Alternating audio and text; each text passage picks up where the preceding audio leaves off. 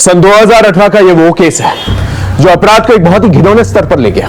एक police officer होने के नाते हम कई केसेस से रूबरू होते हैं, अपराधी पीड़ित दोनों से मिलते हैं, लेकिन ये केस हमारी पुलिस फाइल्स का एक ऐसा केस है जो बहुत ही संगीन और बहुत ही सेंसिटिव है। एक ऐसा अपराध जो हम में से किसी के साथ भी हो सकता है, किसी के भी शान जीवन में तूफान खड़ा कर सकता है, हंसते खेलते परिवारों को बर्बाद कर सकता है।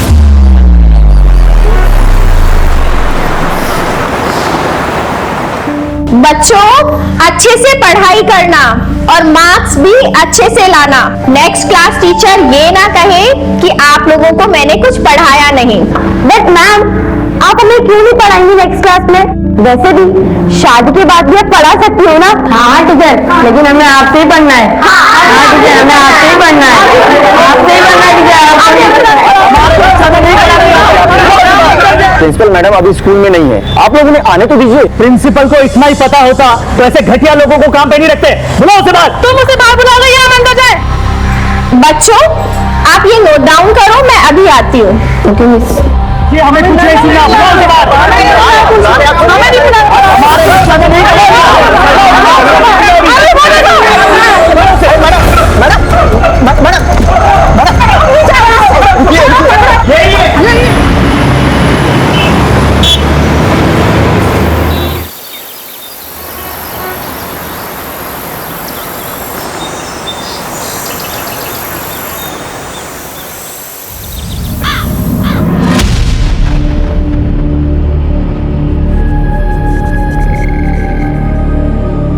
पापा, मुझे आपसे कुछ बात करनी थी। बेटा Vineet, I am getting late for work. अरे, आपने तो खुद से नाश्ता भी नहीं किया अभी। नाश्ता नहीं करूंगा मैं, जूस पी लिया मैंने। चलो बेटा, कुछ तो खा लेते। बाद में बात करते हैं, ठीक है? बाय। मम्मी, साड़ी में मैं ठीक लग रही हूँ ना? अच्छी है ना ये साड़ी?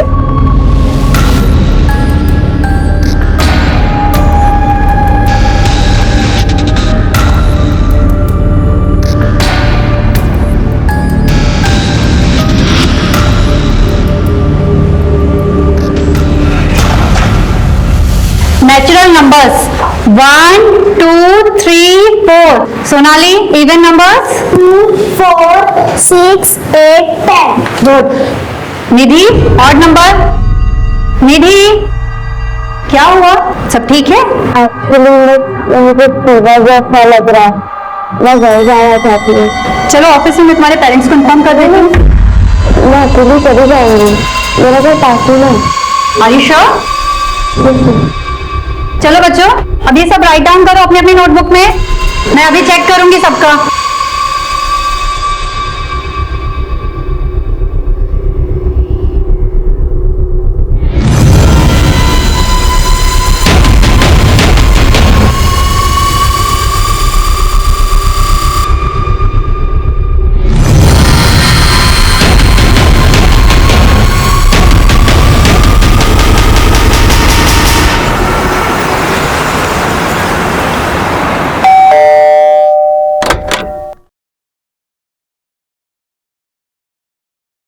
बोला जी मैडम जी।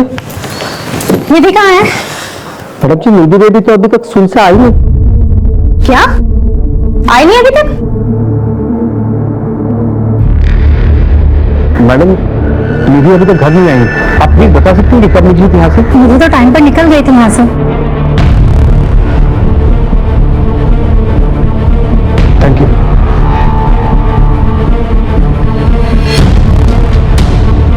हाँ देवकी, निधि स्कूल से निकल गई थी तो कहाँ गई होगी? और तुम्हें कैसे कुछ नहीं पता? हाँ, मुझे कैसे पता होगा सागर? मैंने उसके सारे फ्रेंड्स को कॉल किया, किसी को कुछ नहीं मालूम है। कोचिंग क्लास में भी कॉल किया था तो वहां पे भी नहीं गई है। सागर, मुझे बहुत डर लग रहा है। सर, निधि स्कूल से निकल चुकी थी, लेकिन ना वो घर पहुंची ना अपने कोचिंग क्लास में। फिर ऐसे कैसे हो सकता है सर? प्लीज सर, कुछ कीजिए। आप लोगों ने सब जगह ढूंढा, शायद वो अपने दोस्त या रिश्तेदार के घर गई। निधि जहाँ जहाँ भी जा सकती थी, हमने सब जगह कॉल करके पूछ लिया है, किसी को कुछ नहीं मालूम। ठीक है, आप फिक्र मत कीजिए, हम पता करते हैं। और मीनवाइल अगर आप लोगों को कुछ पता चलता है तो प्लीज हमें बताइएगा। जी सर। माँ बाप के बताए पते पे पूछताछ कर और ये फोटो को सभी हाईवेज और पेट्रोलिंग वैन्स पे फ्लैश कर। सर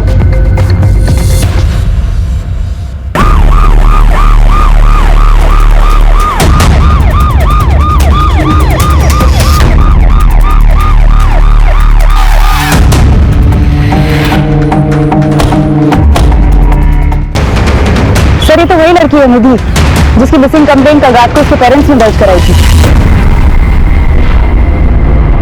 इस एरिया से इसका घर और स्कूल दोनों ही पास है। अगर ये स्कूल से वक्त पर निकली थी तो घर क्यों नहीं पहुंची? इतनी देर कर क्या रही? सर लगता है इसे देर रात को यहाँ लाकर मारा गया होगा या डंप किया गया होगा। हो सकता है, लेकिन इतना तय है उसका मर्डर उसी एरिया में हुआ और पेरेंट्स को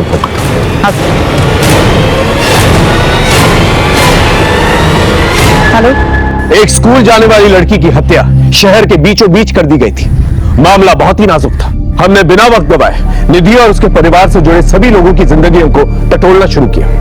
यहां मैं एक बात बताना चाहूंगा आपको, केस जैसे शुरू हुआ था वैसा बिल्कुल भी नहीं था। इस केस में कई छोटे छोटे चक्रव्यूह थे जो हमारे पीठ पीछे एक बड़े भूकंप का माहौल इख्तियार कर रहे थे।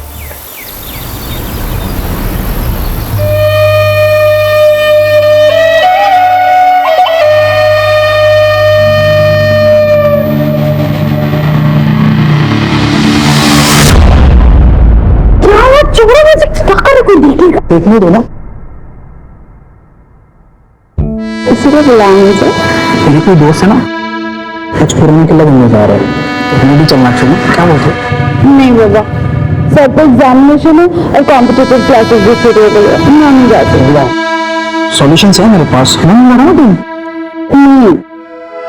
क्या यार, मैं तुम्हारे इतनी करीब आने के बहाने बनाते रहता है, क्यों हो तुमसे दूर भागते रहते? That's not fair.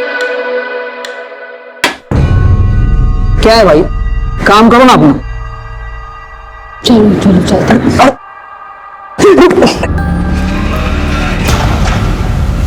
मनीषा, हमें सबसे पहले गवर्नमेंट से परमिशन लेनी होगी क्योंकि इस केस में आला दर्जे के गवर्नमेंट ऑफिसर्स इन्वॉल्व हैं। मैं सारी लीगल फॉर्मेलिटीज पूरी कर दूंगी सर। और एक बात का ध्यान रखें, अपने भरोसेमंद लोगों के अलावा किसी के साथ इंफॉर्मेशन शेयर नहीं करना। भरोसा रखिए सर।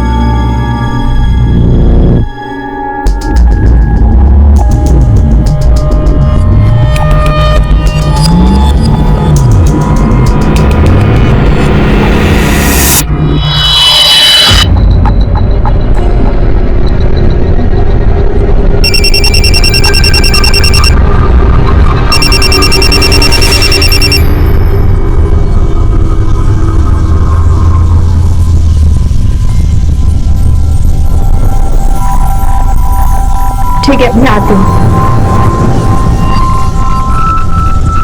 सुनो, आज का प्लान ड्रॉप करना होगा, इमरजेंसी है, मुझे अर्जेंटली निकलना होगा। बाय।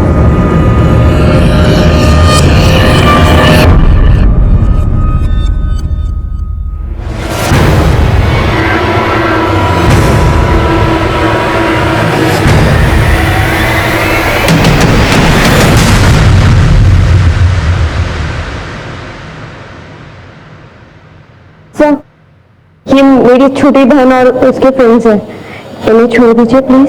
दिखने में तो सब शरीफ घर के लगते हैं, लेकिन रैश ड्राइविंग करते हुए पकड़े गए।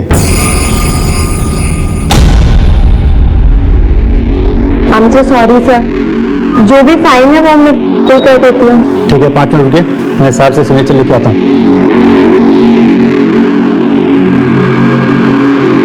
दीदी आई एम सॉरी, मेरी वजह से आपको इतना। मैंने कुछ पूछा तुमसे?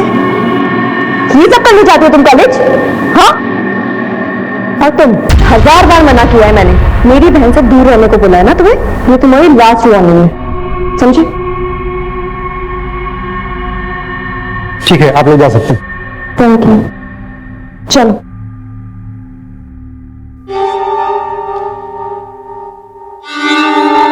दुर्गेश, वो डॉक्टर कह रही थी कि ये समय बहुत अच्छा है माँ बनने के लिए। इतनी जल्दी क्या है? जल्दी मुझे नहीं, तुम्हारे पेरेंट्स को है। आखिर प्रॉब्लम क्या है? तुम मेरे सवालों के जवाब नहीं देते, लेकिन मुझे लोगों के सवालों के जवाब देने पड़ते हैं। हाँ तो दो, जिसे जो कहना है वो कहो, पर मुझे परेशान मत करो। अगर तुमने शादी माँ बनने के लिए की ना, तो किसी और से शादी कर लेती तो अच्छा होता।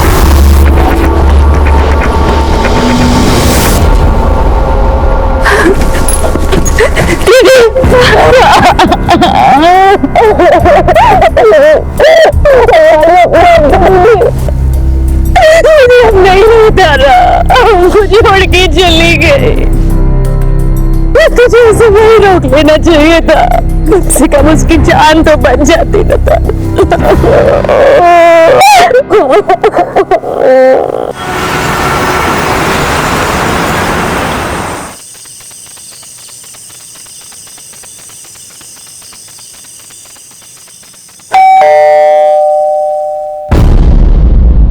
कहाँ रह गई थी?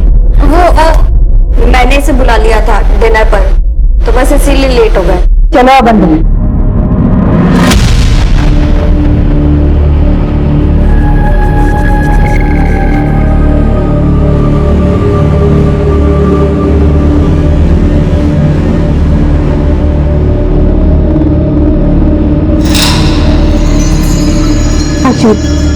ये आदमी इस घर में क्या कर रहा है? मेरी बात समझने की कोशिश करो। तुम्हारी शादी की बात करने आया हूँ। शादी? मुझे नहीं करनी कोई शादी वादी।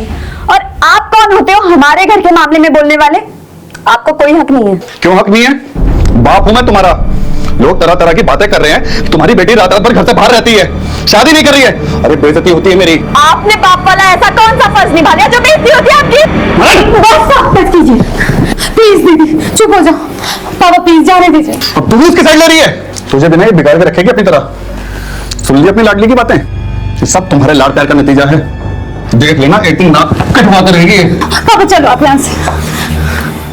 बस माँ, आपको उनकी हाँ में हाँ मिलाने की कोई जरूरत नहीं है। अरे मुझे नहीं करनी है शादी वादी यार, मैं खुद का ध्यान खुद रख सकती हूँ। आप प्लीज जाके उन्हें संभालिए।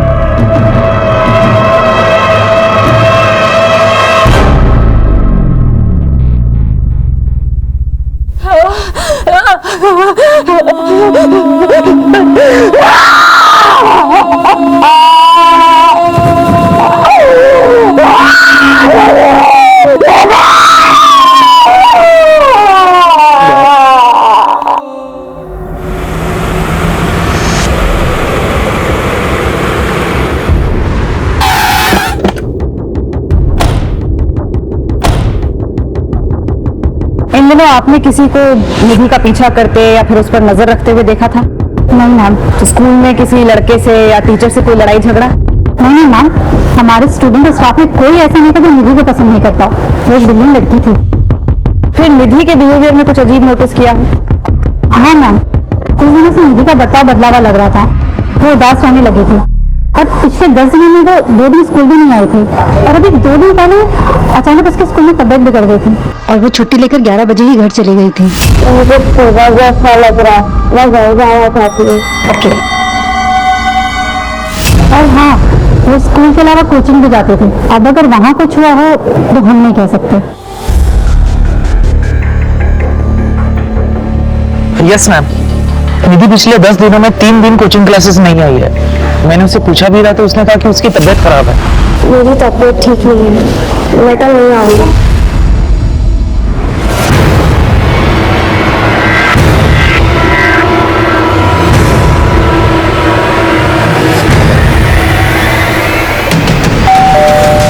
पिछले 10 दिनों में निधि स्कूल से 2 दिन और कोचिंग क्लास से 3 दिन एब्सेंट रही। उसकी तबीयत ठीक नहीं थी। निधि एब्सेंट थी? ऐसा कैसे हो सकता है सर? वो तो डेली जाती थी और तबीयत भी ठीक थी उसकी। लेकिन 2 दिन पहले सिकनेस की लीव लेके वो स्कूल से जल्दी निकली थी। लेकिन परसों वो कुछ देर से लौटी थी। निधि आज लेट हो गई? और मुझे कुछ नोट्स कंप्लीट करनी थी, इसलिए स्कूल में देर हो गई। कितनी देर? करीब आधा पौन घंटा। स्कूल 1 बजे खत्म होता है। वो 11 बजे सिकनेस का बहाना करके निकल जाती है। तकरीबन 15 मिनट लगते हैं घर पहुंचने में। मान लेते हैं कि वो 4:30 बजे घर पहुंची, तो ये 4 घंटे वो थी कब? मुझे हैरत हो गई है सब सुनकर। इसका मतलब निधि स्कूल और कोचिंग क्लासेस के बहाने कहीं और जा रही थी। माफ कीजिए, लेकिन निधि का कोई बॉयफ्रेंड वगैरह था? उसने आप लोगों से बात की थी इस बारे में या कुछ नोटिस किया आप लोगों ने? सर कैसी बात कर रहे हैं आप? छोटी सी बच्ची थी हमारी, अभी उम्र ही क्या थी निधि को? मेरी नॉलेज में तो ऐसा कुछ नहीं आया था। शायद व्यक्ति को पता हो। मुझे कैसे पता होगा? मैंने तो ये सब चीजें कभी नोटिस ही नहीं की। वैसे आपके आपसी रिश्ते कैसे हैं? हमारे रिश्ते का क्या होगा सर? कुछ भी तो नहीं। इसका निधि से क्या लेना देना है सर? तो जब भी कुछ मांगती थी, पूछती थी, हम ला कर देते थे उसके लिए। फूल से बच्चे थे हमारे।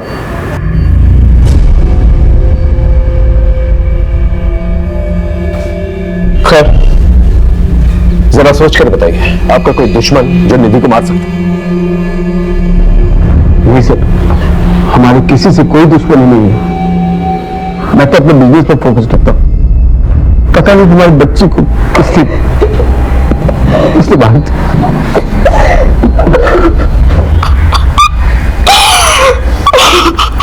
निधि अपने माँ बाप से जरूर कुछ छुपा रही थी और उसके माँ बाप हमसे कुछ छुपा रहे हैं। इनके आपसी रिश्तों के बारे में पता करो, पड़ोसियों से पूछताछ करो। बहुत सारी बातें जो है घर वालों से पहले मोहल्ले वालों को पता चल जाती है।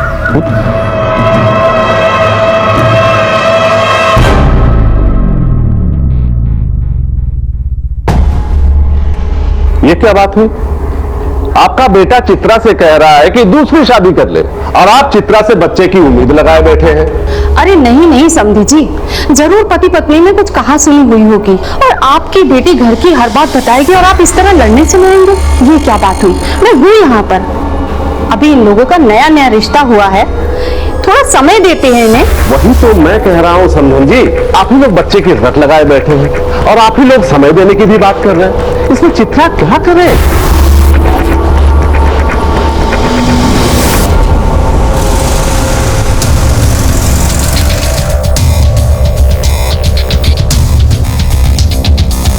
निधि बड़ी प्यारी बच्ची थी।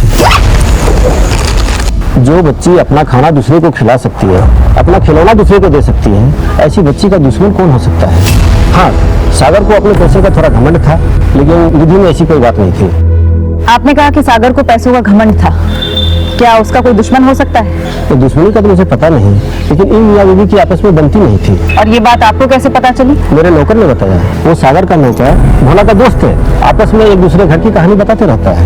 मैडम, साहब और मेम साहब ऐसे ही है। ऐसा एक भी दिन नहीं गया होगा कि साहब और मेम साहब आपस में झगड़े नहीं हो। किन बातों पे झगड़ा होता था? देखिए, तुमने आज जो तमाशा किया ना, वो गलत है। अच्छा, मैं तमाशा कर रही हूँ, मैं जो कर रही हूँ वो गलत है और जो तुम कर रहे हो वो सब सही है। क्यों जिम में बिजी रहते हो? यही बोलते हो ना तुम? बीवी और बच्ची से बात करने का टाइम नहीं है तुम्हारे पास, क्योंकि तुम निहारिका के साथ बिजी रहते हो। यही सब करना था तो मेरे साथ शादी क्यों की? तुम्हारा ये जो पागलपन है ना, तुम अपने पास ही रखो। तुमसे बात करना बेकार है।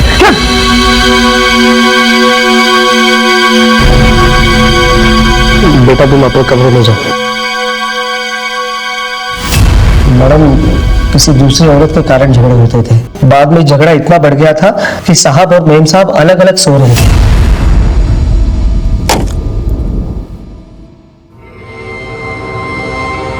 इन झगड़ों का बुरा असर निधि पर पड़ रहा था। वो उदास रहने लगी थी।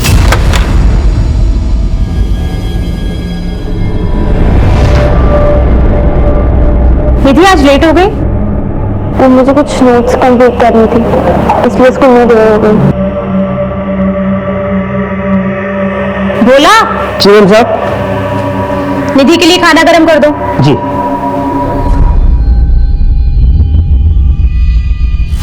इस माहौल से बचने के लिए मेम साहब ने निधि के मासी के पास उसको छोड़ दिया। कितने दिन पहले की बात है? यही कुछ 1 महीने पहले की बात है मैडम। कहाँ रहते निधि की मौसी? संता नगर।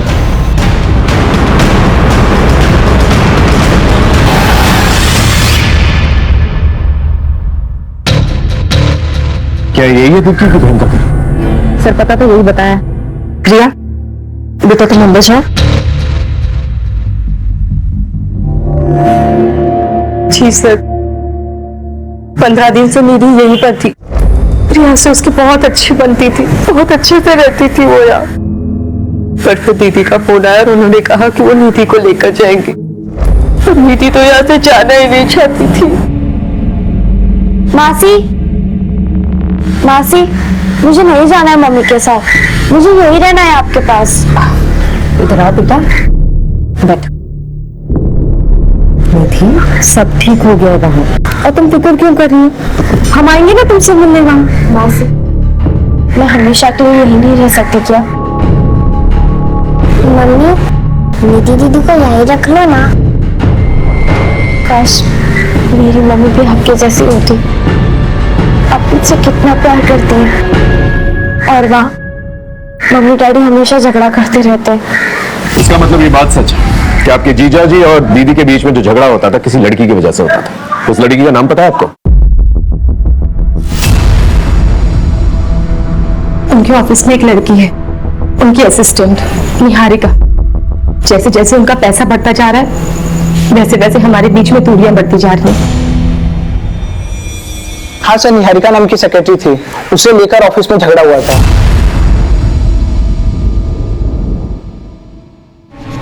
तू ही है वो लाठी जो मेरे बसे बसाए घर में जहर फूंक रही है। मैम आपने क्या कह रही है? बताओ मैं क्या कर रही हूँ, बताओ तुझे मैं क्या कर रही हूँ? मुझसे बात करते कि क्या तमाशा लग रखा है तुमने? क्या पता, मेरा ऑफिस ही है। इसीलिए बिजी रहते हो ना तुम, इसीलिए घर देरी से आते हो, थक जाते हो तुम।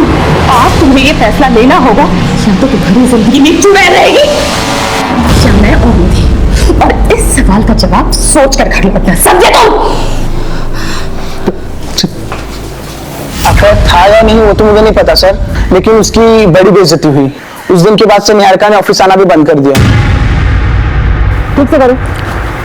मैडम, हॉस्पिटल से फोन आया, निधि की पोस्टमार्टम रिपोर्ट आ गई है।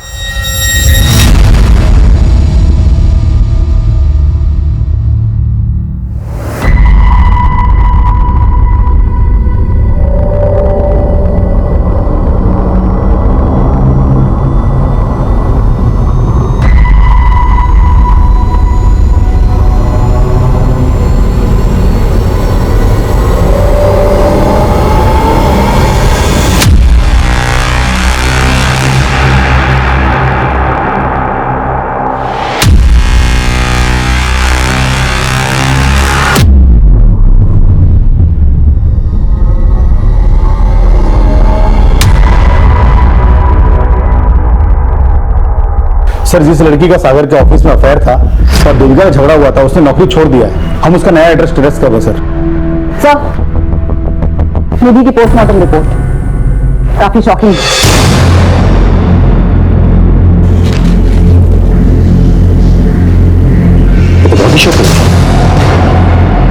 एक नाबालिग लड़की के साथ गैंग रेप किया गया है, 6 लोगों की सीमन में। ये केस सिर्फ मर्डर का केस नहीं, सेक्सुअल एक्सप्लॉयटेशन का भी केस है।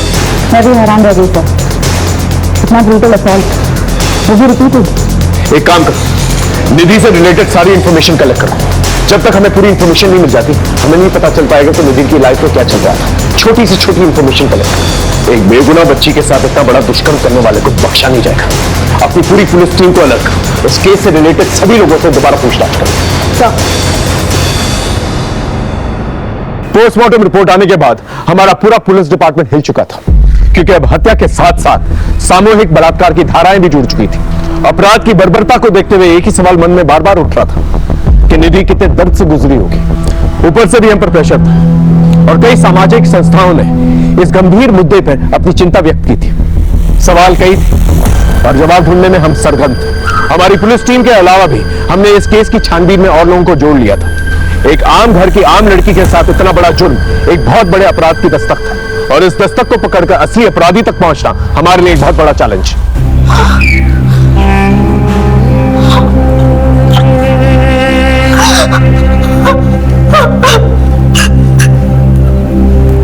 मेरी फूल जैसी बच्चे के साथ कौन ऐसा कर सकता है सर? इसी सवाल का तो जवाब नहीं आप लोगों के पास। तो स्कूल के बाद कहां जाती थी ये नहीं मालूम आप लोगों को, कोचिंग क्लासेस के बाद कहां जाती थी ये तक नहीं मालूम आप लोगों को। देख लिया आपने, इतना बड़ा अपराध हुआ इसके साथ, और हैरत की बात यह है ये उसके साथ पहले भी होता है। ये तो हमें पड़ोसियों ने बताया कि वो खामोश रहती थी, उदास रहती थी, लेकिन आप लोग को ये तक नहीं पता उसकी जिंदगी में क्या चल रहा है। मुझे आपसे कुछ बात करनी थी। सर, मेरी फूल जैसी बच्ची ने किसी का क्या बिगाड़ा था तो उसके साथ इतना बड़ा जुल्म हो गया। देखिए, पहले मामला मर्डर का था, अब क्लियर हो चुका है कि निधि का गैंग रेप छुपाने के लिए उसका मर्डर किया गया।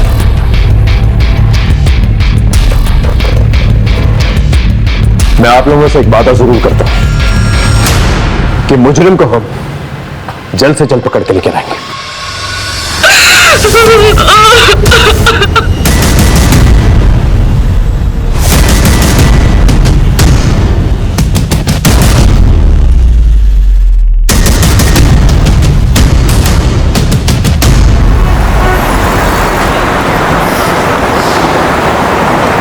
सलाम सर।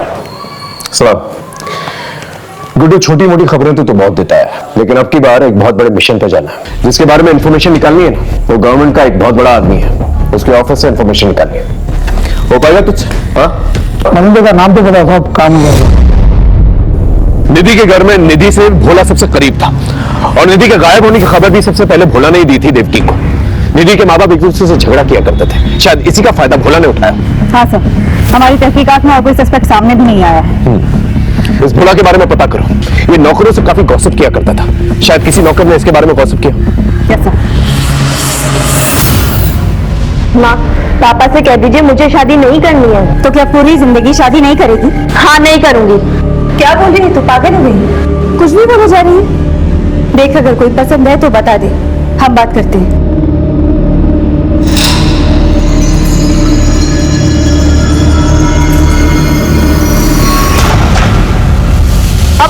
इसे क्या हुआ है? जा देख। सुहाना, क्या हुआ है तुझे? हम लोगों को लड़ता देख करके तू रोए, ये तो पॉसिबल नहीं है। तो बता, क्या हुआ? आयुष से झगड़ा हुआ है? फिर से उसने तुझे कुछ कहा है? बोल ना। कुछ नहीं दीदी, मेरी तबीयत ठीक नहीं है और सर में भी थोड़ा दर्द हो रहा है। तू सच कह रही है? हाँ दीदी, तुम्हारी कसम।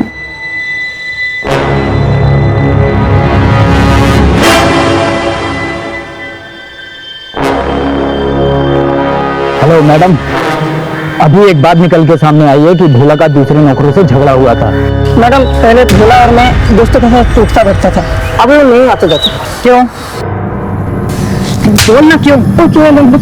एक दिन मजाक मजाक में हमारा झगड़ा हो गया।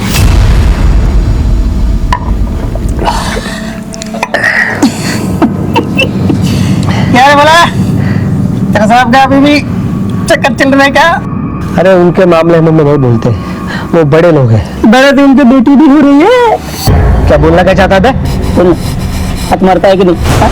साइकिल से कटे के बाद छोड़ेंगे नहीं तुमको, छोड़ेंगे नहीं हमको। क्या बोलेगा? मैंने तो उसको वही कहा था जो बोला कि फितरत थी। कॉलोनी के सब काम वालियों के पीछे पड़ा रहता था, अक्सर निधि के साथ भी साइकिल सिखाते हुए दिखता था, इसलिए थोड़ा मजाक किया था तुमने। नाबालिग लड़की के लिए घर के नौकर से गंदी बातें करने तुझे मजाक लगता है?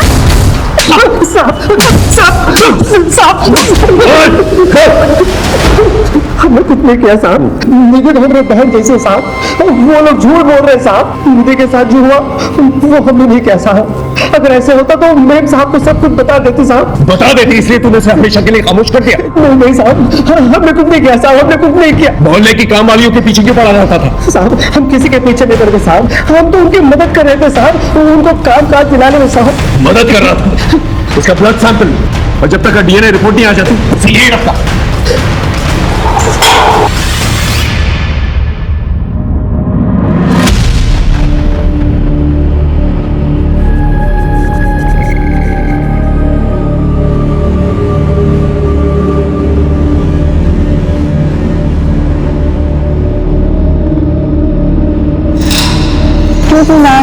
मैम,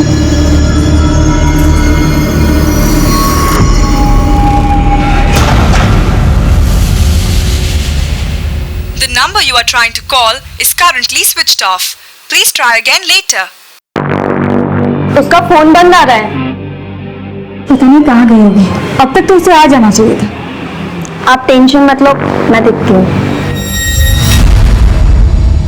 दीदी, कॉलेज से तो हम लोग साथ ही निकले थे और वहाँ रास्ते में दुकान पड़ती है कपड़ों की, तो उसे कुछ लेना था, वो वहीं रुक गई।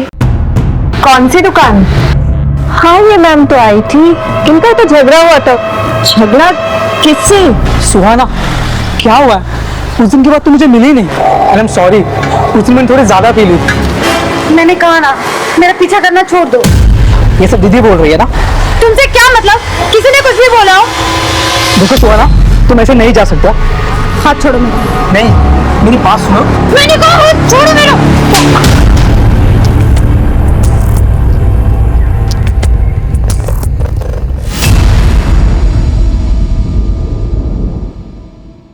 सर, ये मेरी छोटी बहन है सुहाना। सर 18 साल की है, कॉलेज से घर ही नहीं लौटी। हम लोगों ने हर जगह ढूंढा पर कोई इन्फॉर्मेशन नहीं मिल रही है। हाँ सर, इसका फोन भी बंद आ रहा है। आपको किसी पर शक है या किसी लड़के से कोई अफेयर? जी सर, आयुष सुहाना का बॉयफ्रेंड था। इन दोनों का ब्रेकअप हो गया था, पर अभी रिसेंटली मुझे पता चला है कि इन दोनों में झगड़ा हुआ था। सुहाना का बॉयफ्रेंड था? ये बात मुझे पहले क्यों नहीं बताई? आप कौन है? सर मैं सुहाना और इसका पिता हूं, लेकिन इन लोगों के साथ रहता नहीं हूं सर। क्यों?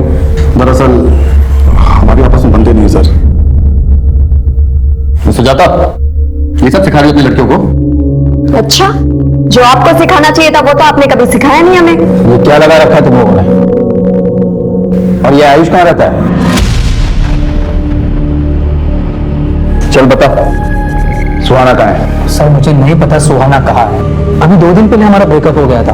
और ब्रेकअप के बाद गायब कर दिया उसे। बोल कहाँ है वो? आश्विति झूठ बोल रही है मुझे फंसाने के लिए। वो तो पहले से मुझ पर चिढ़ती थी और उस दिन के बाद कुछ ज्यादा ही। ये सब करने जाते हो तुम कॉलेज? हाँ, और तुम 1000 बार मना किया है मैंने, मेरी बहन से दूर रहने को बोला है ना तुम्हें। ये तुम्हारी लास्ट वार्निंग है। उस दिन गलती हो गई मुझसे, लेकिन आश्विति के कहने पर सुहाना ने मिलने से भी मना कर दिया था। बॉयफ्रेंड था ना तो उसका, बता कहाँ गई वो? मुझे कैसे पता चलेगा सर? मैं तो बताऊँ आश्विका क्या धरा ये सब मुझे फंसाने के लिए। मुझसे नफरत करती थी और इसलिए मुझ पर ना ये सब झूठे इल्जाम लगा रही है। सुहाना की डिटेल्स निकालो, सारे इलाके में पूछताछ करो, शायद कुछ पता चले। Okay sir. और हमें ना अवस्थी साहब से मिलना था। अवस्थी साहब ऐसे नहीं मिलते किसी से, उनसे मिलने के लिए अपॉइंटमेंट लेनी पड़ती है। कैसे मिलेगी अपॉइंटमेंट? 1 मिनट।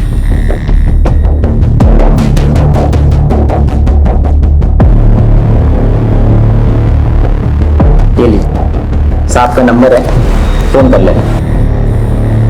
Thank you.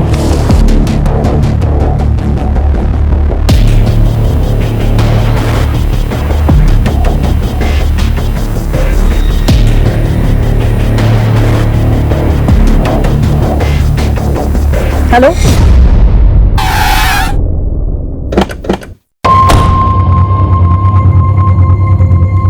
हमने नीतू से पूछा था लेकिन उसने कभी बताया नहीं। नहीं मैडम, उसके आगे पीछे किसी को नहीं देखा। मैडम, इतना बड़ा हादसा हुआ है हमारे स्कूल की लड़की के साथ। हमने भी एक स्टूडेंट और टीचर से बातचीत की है, परंतु किसी को कुछ पता नहीं।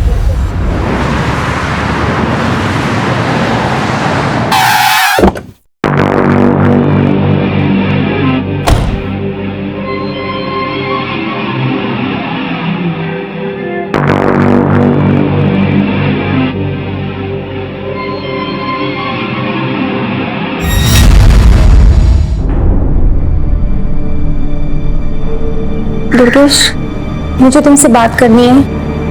क्या बात करनी है?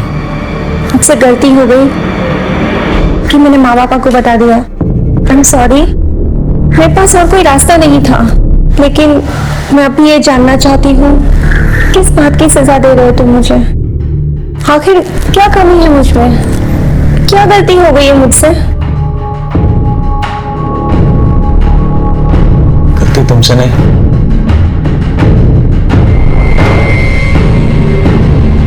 मुझसे। कैसी गलती? खबर क्या है वो बता। तो 1 साल पुरानी बात है ना, दीदी की स्कूल में एक टीचर थी, नीता, उसके नाम था बवाल।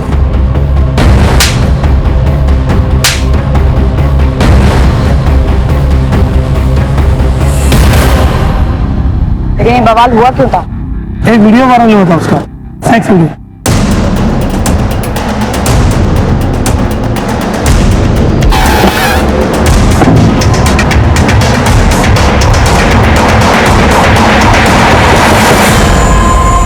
नीता कहाँ है? उसे बुलाइए, हम उसे कुछ जानना चाहते हैं। नीता ने तो आत्महत्या कर ली। अच्छा हुआ जो उसने खुद ही जान दे दी, वरना मैं अपने हाथों से मार देता उसे। उस लड़की ने नाक कटवा दी थी मेरी। कितनी बेइज्जती हुई हमारी। गुप्ता जी हाय हाय, गुप्ता जी हाय हाय, गुप्ता जी हाय हाय, ले चलो इसे। गुप्ता साहब हाय हाय। गुप्ता साहब ये देखिए, देखिए अपनी बेटी की करतूत। ये गुल खिला रही है आपकी बेटी, ये हमारी बेटियों को पढ़ाएंगी और उन्हें अपने जैसा बनाएंगी। पापा मेरी बात का यकीन कीजिए पापा, ये वीडियो मुझे ब्लैकमेल करके बनाया गया पापा। अरे ये क्या किया तूने? हमें किसी को मुंह दिखाने के लायक नहीं छोड़ा तूने। पापा मैं सच कह रही हूँ। देखिए बस, अब आप लोग अपना ठिकाना कहीं और देख लो, वरना भारी पड़ेगा आप लोगों को। कह देते हैं चलो रे। बहुत बदनामी हो गई थी, इसलिए दुर्गेश ने सगाई तोड़ दी। कोई भी लड़का वही करता जो दुर्गेश ने किया। थोड़ी सी शर्म बची थी, इसलिए मीता ने आत्महत्या कर ली।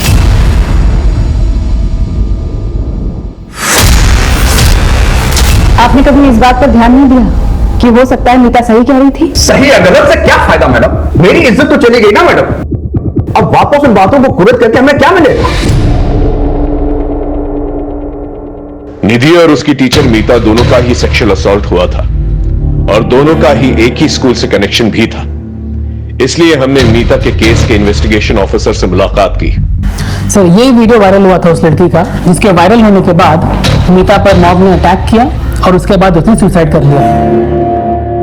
हम अपनी इन्वेस्टिगेशन तो कर ही रहे थे सर, पर आगे इस केस में कुछ क्लू नहीं मिला। इस वीडियो में जो लड़का है, इसकी पहचान हुई है?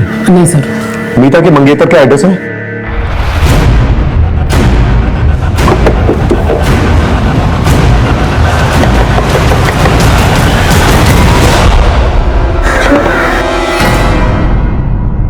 क्या हम दुर्गेश से मिल सकते हैं? उन्होंने 1 महीना पहले ही सुसाइड कर लिया। क्या आपको दुर्गेश की मंगेतर मीता के बारे में कुछ पता था? जी हाँ, खुद दुर्गेश ने मुझे बताया था। मैं अपने पाप का प्रायश्चित करना चाहता हूँ। मेरी अंतरात्मा मुझे जीने नहीं दे रही। क्या बात है? हमें जो कुछ भी मीता के बारे में पता है वो सच नहीं है।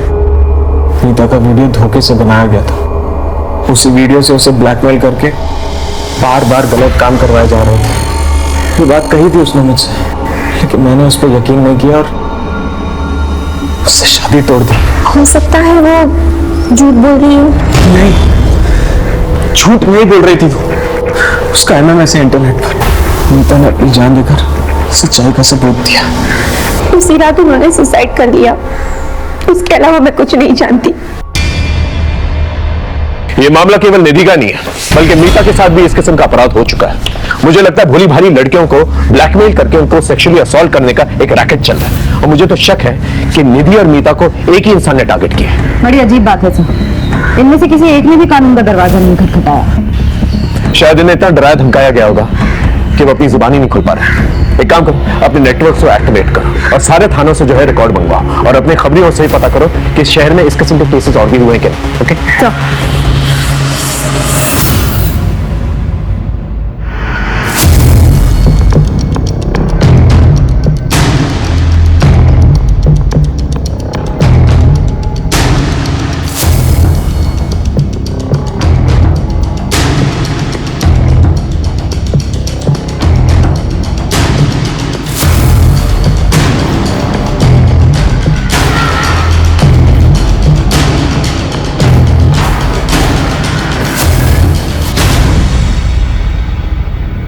सर यही शॉप है, इसका लाइसेंस 2004 में लिया गया था। ये शॉप किस एरिया में? कपड़ा बाजार, सेंट्रल दिल्ली।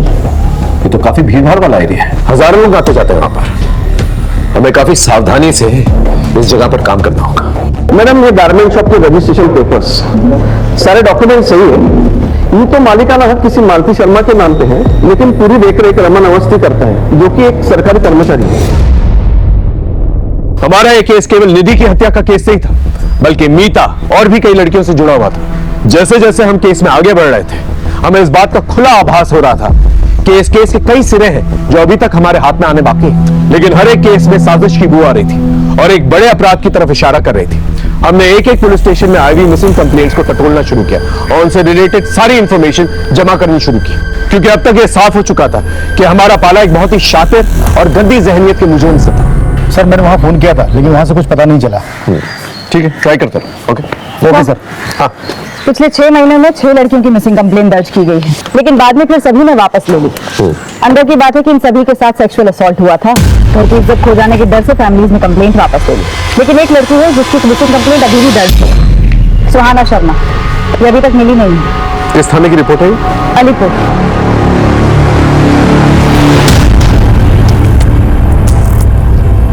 सुहाना शर्मा नाम है। लास्ट टाइम इसे एक गारमेंट शॉप के बाहर दिखा गया था। वहां पर इसकी अपने बॉयफ्रेंड से लड़ाई भी हुई थी। हमने इसके बॉयफ्रेंड को डिटेन भी किया, तो उसने कहा कि वो इस लड़की के बारे में कुछ नहीं जानता। इसकी बहन अश्विनी ने कंप्लेंट दर्ज करवाई थी हमारे यहाँ। हमने काफी ढूंढने की भी कोशिश की, लेकिन कोई लीड नहीं मिला, और बाद में उसकी फैमिली ने भी अपडेट लेना बंद कर दिया। उनकी फैमिली का कोई कॉन्टैक्ट नंबर? आपने जब इन्फॉर्म किया कि आप यहाँ आ रही हैं, तो मैंने कांस्टेबल से कहा था कि उनकी फैमिली से कांटेक्ट करें। ठीक है। अश्विनी से कोई कांटेक्ट हुआ? सर, अश्विनी का नंबर भी बंद आ रहा है और वो ट्रेस भी नहीं हो रही है।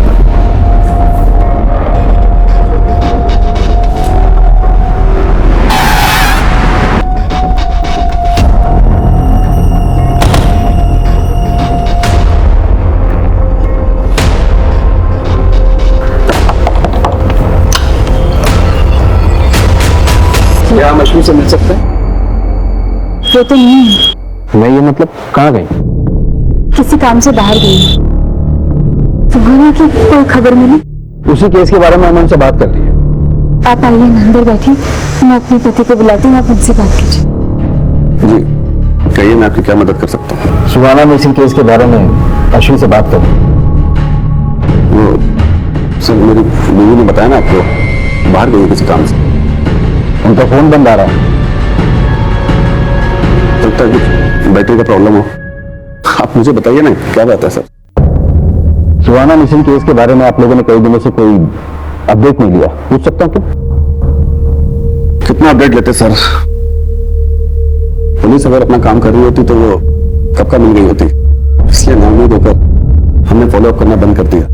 अभी कोई खबर है आपके पास उसकी? देखिए, हमें शक है कि सुहाना किसी सेक्स रैकेट में उलझी हुई हो सकती है, क्योंकि उसी एज ग्रुप की कई लड़कियों की शिकायतें आई हमारे पास। तो सर प्लीज उसे जल्दी ढूंढिए, प्लीज। हम पूरी कोशिश करेंगे। फिलहाल अगर आपकी अश्विनी से बात हो तो हमें थाने भेजिएगा, शायद कोई इंफॉर्मेशन मिल जाए। जी सर।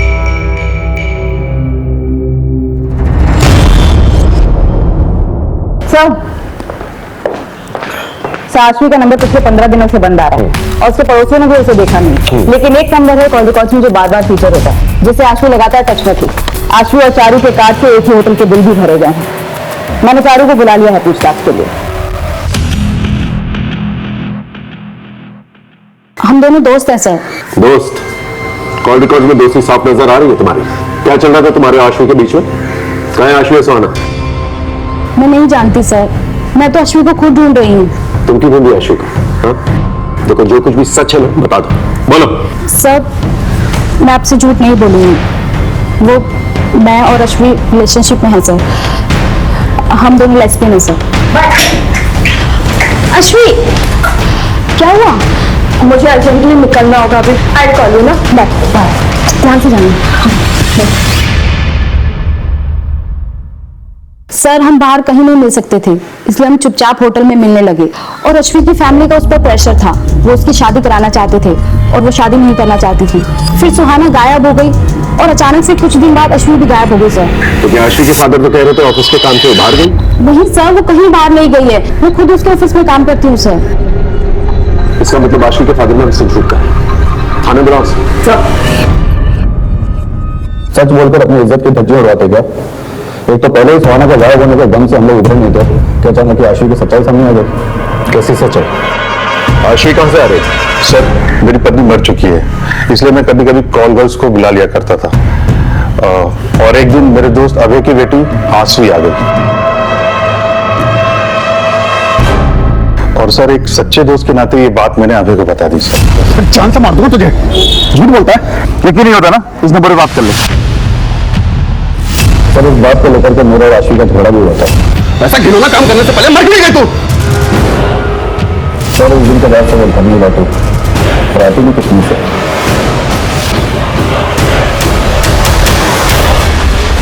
कहाँ से बुलाया था आशु को?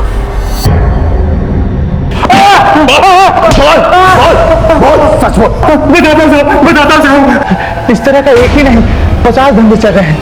मैं तो सिर्फ दलाल हूँ, असली धंधा तो वहां से ऑपरेट हो रहा है। मुझे पेट के कुछ नहीं मिलेगा। सच बोल, हमारी इन्वेस्टिगेशन में हमें वहां पर कुछ भी नहीं मिला। सच बोल। ऐसे कुछ नहीं मिलेगा। वहां जाकर बोलिए दामोदर ने भेजा है, अनारकली चाहिए।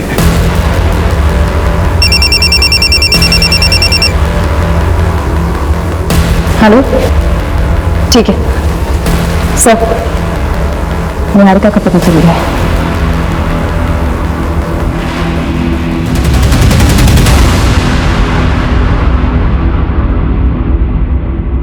सर मेरा यकीन मानिए, निधि की मौत से मेरा कोई लेना देना नहीं है।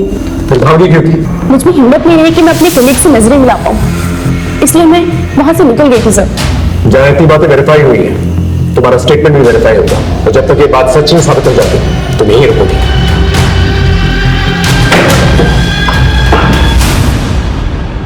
सर साइबर सेल की मदद से हमने नीता के वीडियो के सोर्स को रिवर्स में ट्रैक किया। जो वेबसाइट सामने आई है उसका सर्वर फॉरेन में है। इसी वेबसाइट पर और भी लड़कियों की वीडियोस अपलोड हैं जिसकी इन्वेस्टिगेशन हमने की। आशी और निधि के वीडियोस भी इन वीडियोस में शामिल हैं। इसका मतलब पहले इन लोगों के वीडियोस बना के इन्हें ब्लैकमेल किया जाता है और फिर बाद में प्रोस्टिट्यूशन में ढकेल दिया जाता है और फिर और पैसे कमाने के लिए इन्हें फॉरेन साइट्स पे बेच दिया जाता है। इन दरिंदों को रंगे हाथों पकड़ना पड़ेगा। 6 महीने पहले नीता को टारगेट करते हैं ये लोग, और 1 महीने पहले आशु और सुहाना को, और 10 दिन पहले निधि। और ये सब कुछ इस शॉप से कनेक्टेड है। सीधे रेड मारते हैं सर। पॉसिबल है कि सुहाना अभी भी उनके पास हो। नहीं, इसलिए नहीं मार सकते, क्योंकि अगर इन लोगों को जरा सी भी भनक लग गई तो सुहाना और पता नहीं कितनी और लड़कियां जिनकी जान को खतरा हो सकता है। इन दरिंदों को पकड़ने के लिए इन्हीं की तरह शातिर होना पड़ेगा। अब हमारे हाथ में कुछ अहम सुराग लग चुके थे। अब जरूरत थी पूरी जिम्मेदारी के साथ, सावधानी के साथ प्लानिंग करके इस मिशन को अंजाम देने की। हमारी जरा सी भी लापरवाही मुझे को चौकन्ना कर सकती थी, उन्हें फरार होने का इशारा दे सकती थी। इसलिए पूरी जिम्मेदारी के साथ और मामले की संजीदगी को समझते हुए हमने प्लानिंग शुरू की।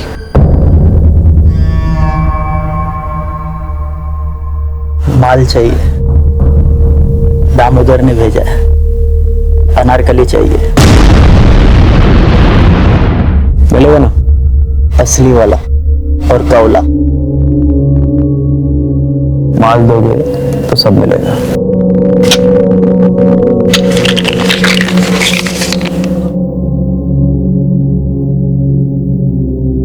आओ मेरे साथ।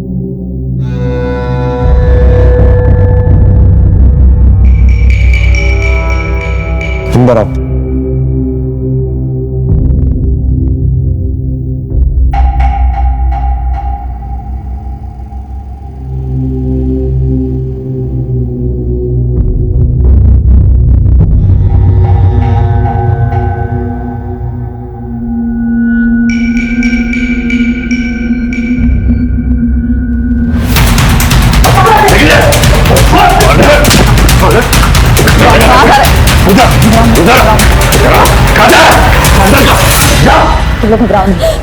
इन बच्चियों को एनजीओ लेके जाओ। चल चल जाओ।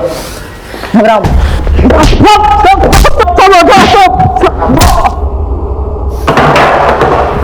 बोल। नीता, सुहाना, आशु, सब बाकी लड़कियों को मैंने धंधे को उतारा। किसी की मजबूर बहू बेटियों को बेचकर उनसे पैसे कमाकर उसे धंधे का नाम देता। गवर्नमेंट ऑफिसर होकर ऐसी नीच हरकतें करते हुए शर्म नहीं आई तुझे? हाँ? अब सच सच बता, कौन कौन इन्वॉल्व है तेरे साथ इस धंधे में? बोल। सब नहीं अकेला, सब मैंने दिखावे के लिए गारमेंट शॉप खोल के रखी है और वहीं से हम लोग अपना शिकार तलाश करते हैं। और ट्रायल रूम की तरह बता दो। उस तरफ।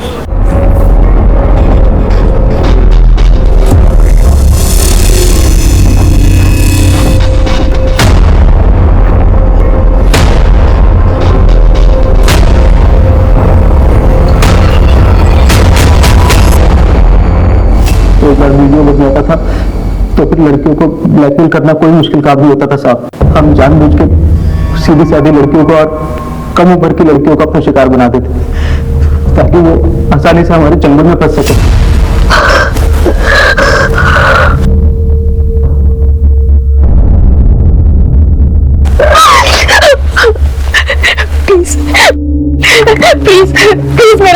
वायरल मत करना, मेरी शादी होने वाली है। तुम जो बोलोगे, जैसा बोलोगे मैं करूंगी, प्लीज। सुहाना को तूने इस तरह से फंसाया, आशी को कैसे फंसाया? सुहाना के कस्टमर पे ज्यादा टाइम ले लिया था, तो उसे ढूंढते ढूंढते आशवी दुकान पर आ गई थी। मेरी बहन है सुहाना, ये आपकी दुकान पर कपड़े खरीदने आई थी। ये आई थी यहाँ पर। आशवी बहुत खूबसूरत थी साहब, और उसके हमें ज्यादा पैसे मिलते, इसलिए उस दिन हमने सुहाना को वहां से जाने नहीं दिए, और सुहाना के जरिए हमने आशवी को अपना शिकार बनाया।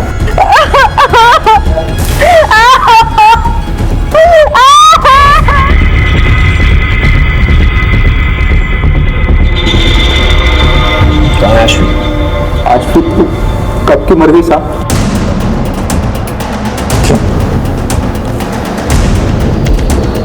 तूने उसका मर्डर किया? नहीं साहब, मैंने उसे नहीं मारा, उसे तो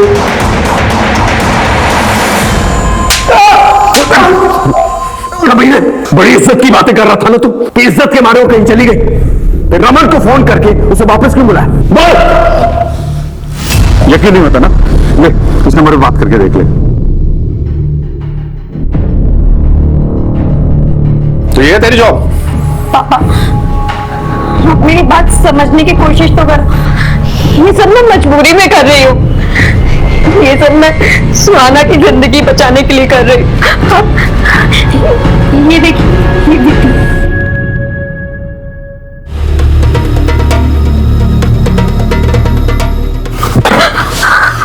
मुझे पहले ही पता था, खुद तो बर्बाद हो गई और उसे भी नर्क में छोड़ दिया तूने। इसकी जिम्मेदार भी आप है। आज ये किस्सा मैं खत्म करके ही रहूंगा। इसका मतलब आशवी ने सच कहा था, वो सुहाना को बचाना चाहती थी, लेकिन तूने उसे मार डाला। बाप का हक तो जताना चाहता था, लेकिन फर्ज नहीं निभा पाया। उसने एक बार तुझसे भरोसे की उम्मीद की थी, अगर तूने उस पर भरोसा कर लिया होता तो आज वो जिंदा होता।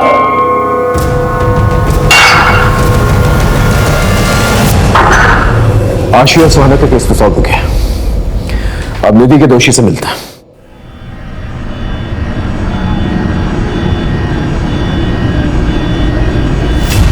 आशी, सुहाना और मीता को तूने नहीं मारा, फिर उस मासूम बच्ची की क्या गलती थी? निधि, उसे क्यों मारा? निधि किसी के लिए खतरा बन गई थी, इसलिए उसे मारना पड़ा।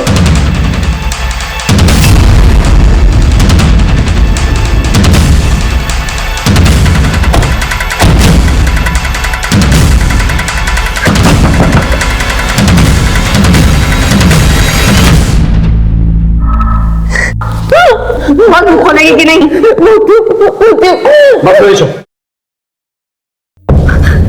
सब बताती हूँ सर, मेरे पति शिव का बिजनेस अच्छा नहीं चल रहा था और मुझे पैसे चाहिए थे। मैं धंधे में आ तो गई थी, पर मुझे और पैसे कमाने थे, अपना घर खरीदना था। इसलिए एक दिन तारा देख, एक फॉरेन की पार्टी है मेरे पास, 1 लाख रुपए मिलेगा। 1 लाख? लेकिन उन्हें बच्ची चाहिए, कम उम्र की, कुछ कर सकती है क्या? ऐसी लड़की मैं कहां से लाऊंगी?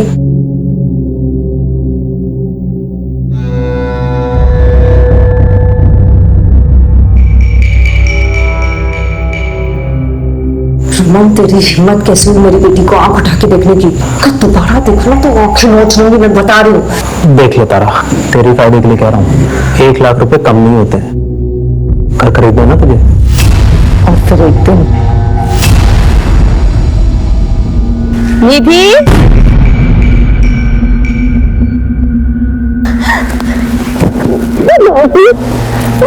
चले?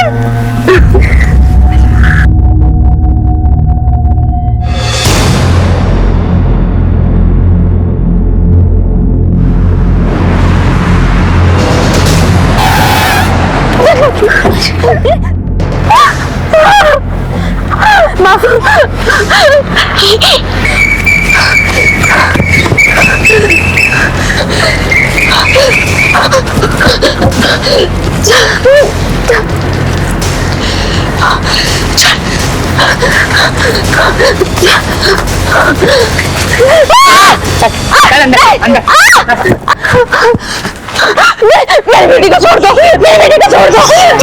तुझे भले ही पैसे से प्यार ना हो, लेकिन मुझे तो है। मैं तो वसूल करके रहूंगा। मैं दे दूंगी। बच्चे को लेकर आओ। कितने पैसे देगा इस लड़की के बता? मुझे तो ये नहीं, मुझे तो ये चाहिए। वो चाहिए? नहीं, लेकर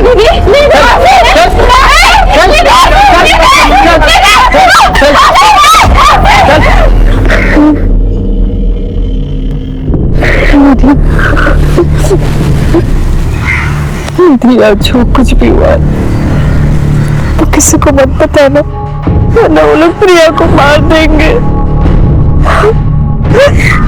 नहीं बताएगी ना?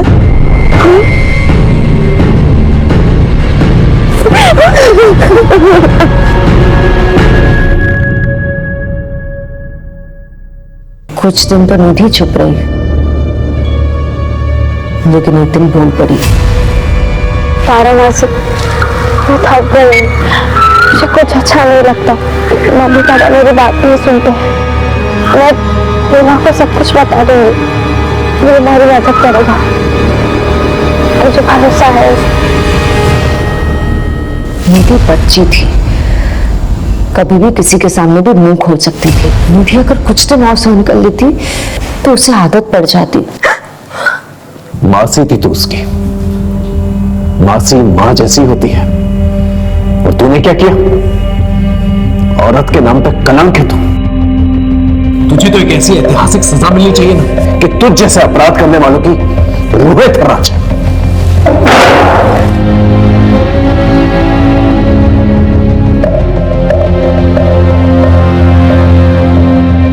जो संगीन जुर्म उस औरत ने किया है, अगर कानून में फांसी से बढ़कर भी कोई सजा होती तो मैं उसकी मांग करता जज साहिबा। ये औरत जात के नाम पर एक कलंक है, फांसी की सजा भी इस औरत के लिए कम होगी। निधि शर्मा के बलात्कार और फिर हत्या में तारा शर्मा ने जो भूमिका निभाई है, निधि ने अपनी मां से भी ज्यादा प्यार अपनी मासी से किया था, भरोसा किया था, और उसी मासी ने अपनी लालच के लिए उस मासूम को मौत के मुंह में धकेल दिया। लिहाजा तमाम सबूतों और गवाहों को मद्देनजर रखते हुए ये अदालत आरोपी तारा शर्मा को 20 साल की कैद बामुशक्कत की सजा सुनाती है। इस गिरोह के सरगना रमन अवस्थी और अन्य आरोपियों को भी सजा सुनाई जाती है। जिस तरह तारा का ये अपराध जुर्म की किताब का एक स्याह पन्ना है, उसी तरह तारा को दी जाने वाली ये ऐतिहासिक सजा दूसरे अपराधियों के लिए एक रोशन मिसाल बनेगी। तारा ने निधि का भरोसा जीता और उसे अपना शिकार बनाया। आशी पर अभय ने भरोसा नहीं किया और उसे मौत के घाट उतार दिया। फिर मीता के पिता और उसके मंगेतर दुर्गेश ने भी उस पर भरोसा नहीं किया और उसे अपनी जान देनी पड़ी। निधि के बदले हुए बर्ताव में छिपी हुई दस्तक सबने महसूस की, लेकिन अपनी दुनिया में मगर उसके माँ बाप ये दस्तक सुन नहीं पाए। इस केस को ऐतिहासिक केस इसलिए भी कहा जा सकता है क्योंकि ना ही सिर्फ इस केस में महिला को दी गई सजा बड़ी थी, बल्कि हमने इस केस को चंद महीनों में सॉल्व कर लिया था। जज साहिबा ने केवल ऐतिहासिक सजा नहीं सुनाई थी, बल्कि ऐतिहासिक जागरूकता भी लाई थी। देखते हैं हमारे आज के एपिसोड की दूसरी बात।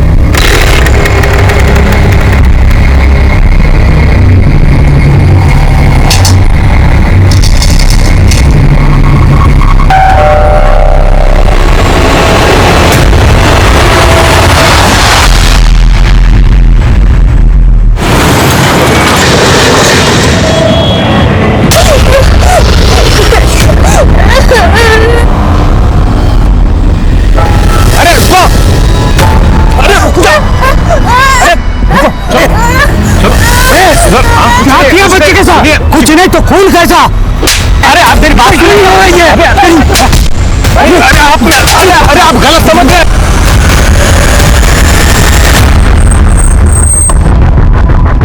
दौड़े पीछे हटाओ सबको। आइए साहब, आइए साहब, यही है जो बच्चों को जबरदस्ती लिए जा रहा था। देखो दौड़े हॉस्पिटल लेकर जाओ उसको। कौन है बच्चे? क्या किया इसके साथ? मैंने कुछ नहीं किया बच्ची के साथ, मैं तो मदद कर रहा था उसकी। वो रोड पे अकेली खड़ी रो रही थी साहब। बेटा ये खून कैसा? मैंने बहुत पूछा उससे, उसने कुछ नहीं बताया साहब। वो जगह सुनसान थी और मैं उस बच्ची को सेफ जगह ले जा रहा था। मैं आप लोगों को कॉल करने ही वाला था कि वो बच्ची भाग गई। फिर इन लोगों ने मुझे गलत समझा और मेरी पिटाई कर दी। नाम क्या तेरा? सरोज। साहब यहाँ मिली थी बच्ची मेरे को। सावन आसपास चेक करो, शायद कुछ मिले। और कौन था? सर यही वो आदमी है, बोल रहा है बच्ची यहाँ मिली थी। बच्ची की हालत कैसी है? सर मैंने उसे गावड़े के साथ हॉस्पिटल भेजा है। वो बच्ची तुम्हें यहाँ मिली थी, इसका कोई गवाह है तुम्हारे पास? कैसे होगा साहब, जब मैं उस बच्ची को ले जा रहा था कोई नहीं था। अगर तुम हमें घुमा रहे हो तो तुम्हारे खुद के लिए अच्छा नहीं होगा। साहब मैं सच बोल रहा हूँ। देखते हैं।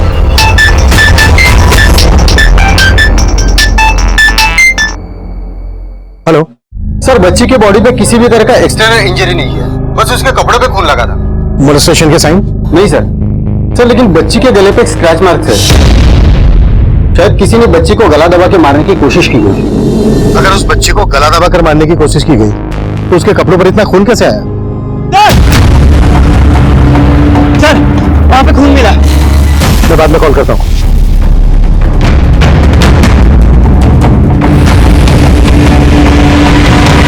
ये खून के निशान इस तरफ जा रहे हैं, जैसे किसी को घसीट कर ले जाया गया। कम।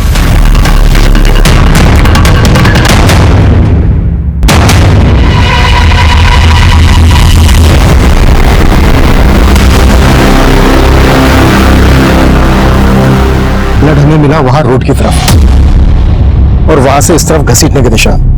मतलब मर्डर वहां पर किया गया है और लाश को यहां लाकर डंप किया गया है। कुलदीप, इस लड़की का खून और उस बच्ची के कपड़े पे जो खून मिला, इन दोनों को मैच करवाओ।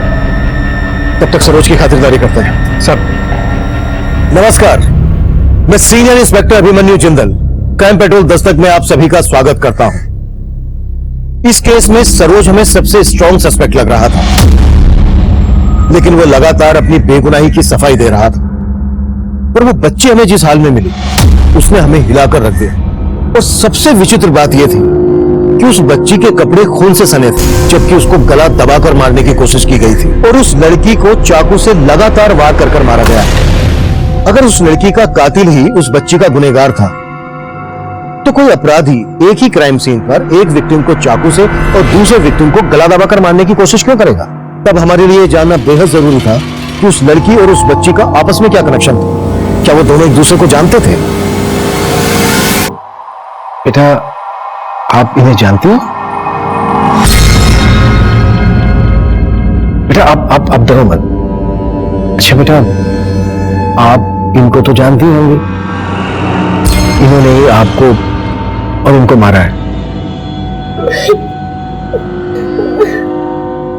ओके बेटा, आप डरो मत, हम इनके बारे में आपसे बिल्कुल नहीं पूछेंगे। ओके बेटा, आप ब्रेक करो ना, डरो नहीं। आपको आपकी मम्मी के पास जाना है ना? हाँ? लेकिन हम कैसे लेके जाएंगे? हमको तो आपका नाम नहीं पता। आपका नाम क्या है? रिद्धि। Nice name. और बेटा, आपकी मम्मी का नाम क्या है? बोलो। मीरा। अरे वाह, आपको तो सब पता है।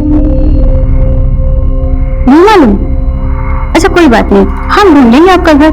लेकिन बेटा, आपने अपनी मम्मी का नाम बताया, आपने नाम बताया, पापा का नाम तो बताया ही नहीं। बेटा, आपके पापा का नाम क्या है? डूड। तो आपके पापा का नाम डूड है। अच्छा रिद्धि बेटा, आपका सरनेम क्या है? रिद्धि देशमुख। देशमुख।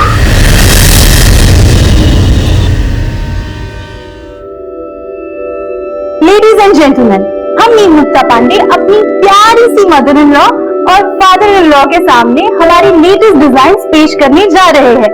और आप म्यूजिक।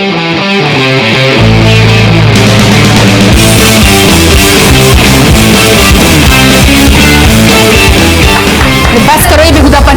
और आप लोग इतने बड़े हो कि क्या ये सब तमाशा कर रहे हैं? कमला, इसमें क्या बेहुदापन है? अरे अपनी बहू की प्रतिभा देखो, हमारे तुम्हारे लोगों की उम्र के लिए भी कितने सुंदर कपड़े डिजाइन किए इसने। बस आप तो उसे सर पे मत ही चढ़ाइए। और ये एक बेटी की माँ होकर ये सब कुछ? माँ जी, परवर कुछ नहीं। अगर इतना ही झंडे गाड़ने का शौक है ना, तो पहले हमारे लिए एक पोता पैदा करके दिखा।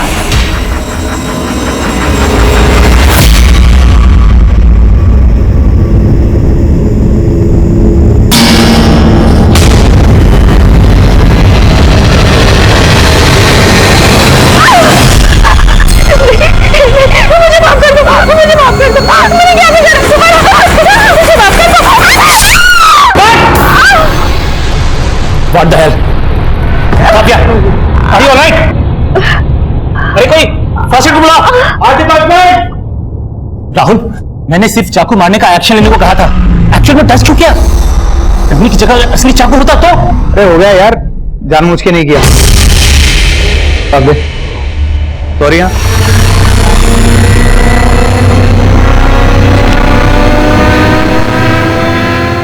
क्या हुआ बेटा?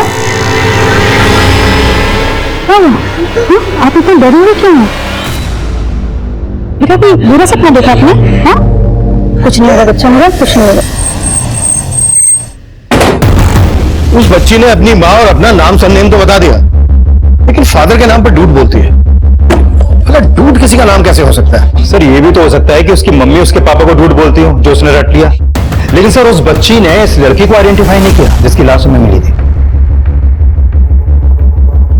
ये बच्ची इस लड़की का फोटो देखकर डर गई थी। इन दोनों के बीच कोई रिश्ता है या? सर रिद्धि के कपड़े में मिला ब्लड उस लड़की के ब्लड से मैच हो गया। यानी ये कंफर्म हो गया है जब इस लड़की का मर्डर हुआ तो ये बच्ची इसके साथ ही थी। और सर अगर ये बच्ची इस लड़की के साथ थी तो इस बच्ची ने इस लड़की को पहचाना क्यों नहीं? इस पहेली को सुलझाने के लिए फिलहाल हमारे पास इस बच्ची और इसकी माँ का नाम और सरनेम। इसी के जरिए हमें इस बच्ची रिद्धि के परिवार और इस लड़की की पहचान पता करनी है। सर एक जरिया है। रिद्धि के मेडिकल एग्जामिनेशन के वक्त एक बात सामने आई है, उसके पैर में सर्जरी का एक मार्क है। सर डॉक्टर ने कहा कि उसके पैर में मेजर फ्रैक्चर हुआ था, उसके वजह से उसकी सर्जरी करनी पड़ी। इसके जरिए हम ये पता लगा सकते हैं कि रिद्धि की सर्जरी कहाँ हुई थी। ठीक है। साथ ही देशमुख सरनेम वाले आदमियों की मिसिंग कंप्लेंट स्कैन करो और ये पता लगाओ इस सरोज के साथ किसी देशमुख सरनेम वाले आदमी का कोई कनेक्शन है। Sure sir.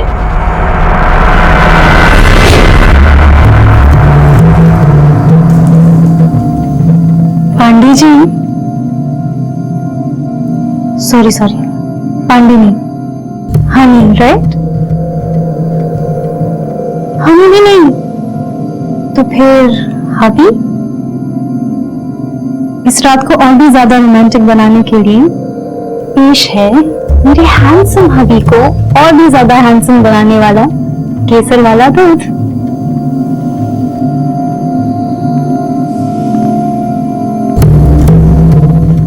पांडे जी, इस बार लड़का भी हो सकता है।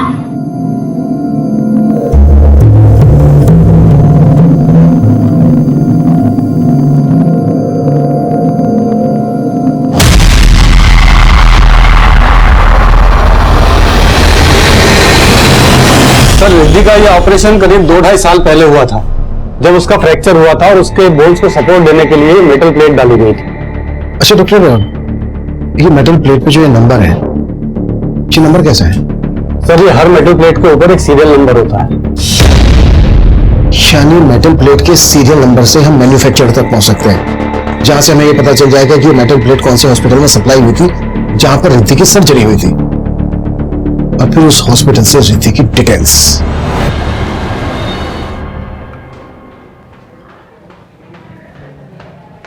आपका टिफिन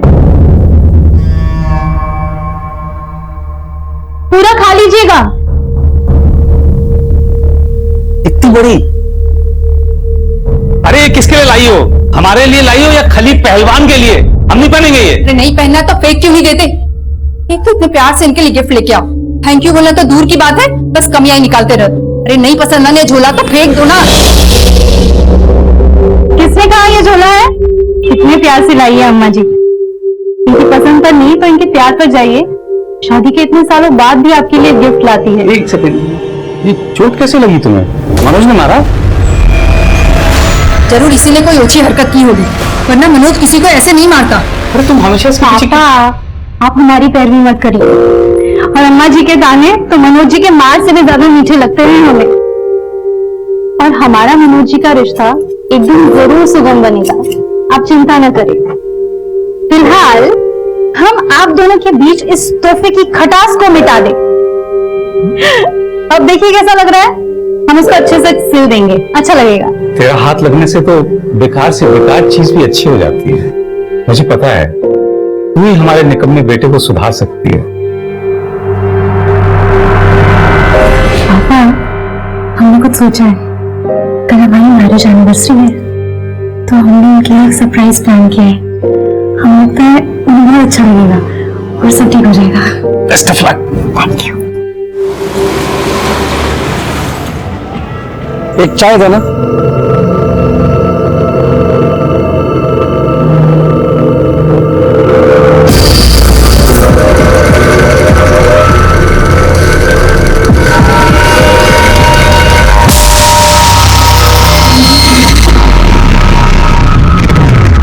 आप जिस नंबर को डायल कर रहे हैं वो इस समय स्विच ऑफ है।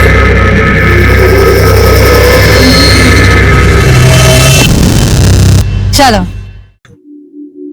मम्मा मेरा नाम विनीता से विनीत कर दो और बॉयज वाले कपड़े भी डिजाइन कर दो और बॉयज वाले हेयर कट। मैं लड़की से लड़का बन जाऊंगी और दादी को भी एक पोता मिल जाएगा। अच्छा, और जब तुम्हारा भैया आएगा तो उसको लड़के से लड़की बना दे हैं? हाँ हाँ, उसे अपना बहन बना देंगे तो आप भी खुश, पापा भी खुश और दादी भी खुश। तो सरोज के बैकग्राउंड से हमें ऐसी कोई लीड नहीं मिली जिससे कि वो किसी देशमुख को जानता हो, लेकिन उससे गांव से एक बात पता चली है। 3 साल पहले उसकी बेटी और बीवी गायब हुई थी, लेकिन लोकल पुलिस को उस पर शक था कि उसने अपनी बीवी और बच्चे को गायब किया था, लेकिन उसके खिलाफ कोई सबूत नहीं मिले।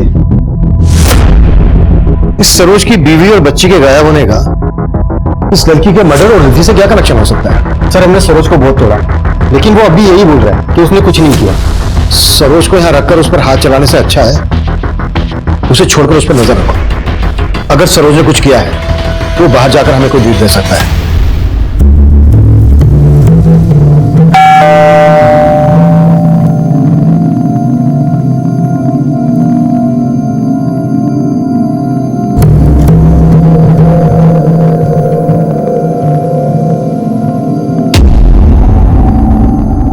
आज हमारी एनिवर्सरी है ना, तो इसीलिए हमें स्पेस देने के लिए पापा, विनीता और मम्मी को लेकर मौसा जी के यहाँ गए हैं। Happy anniversary.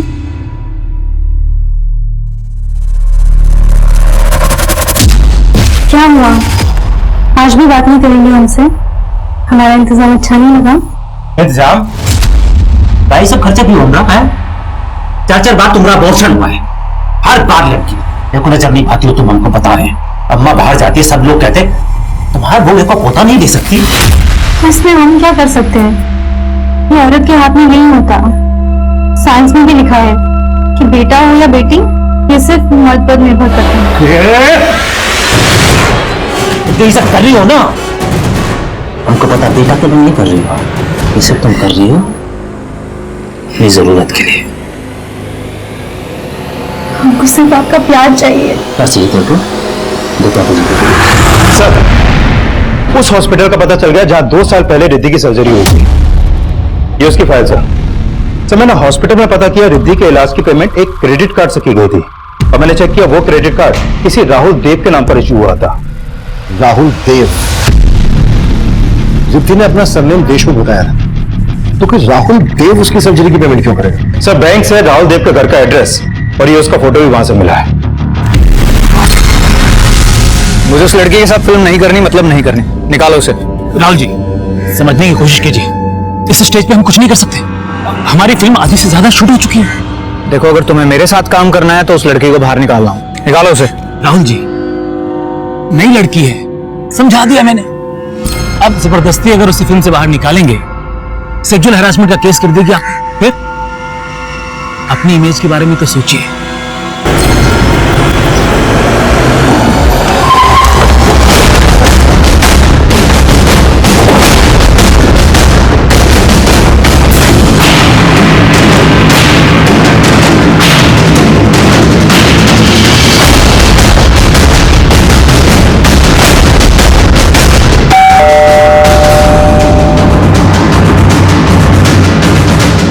नोक लगा है, पुलिस से पता करो इस राहुल देव के बारे में। आप इनको जानते हो?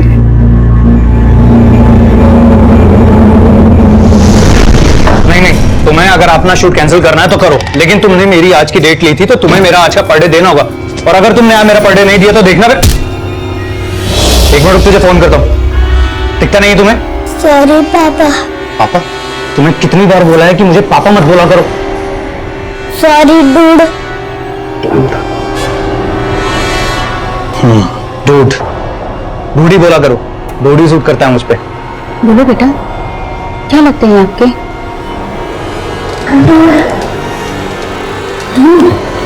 ये बच्ची क्या लगती है राहुल को? ये तो रिद्धि है, राहुल की बेटी।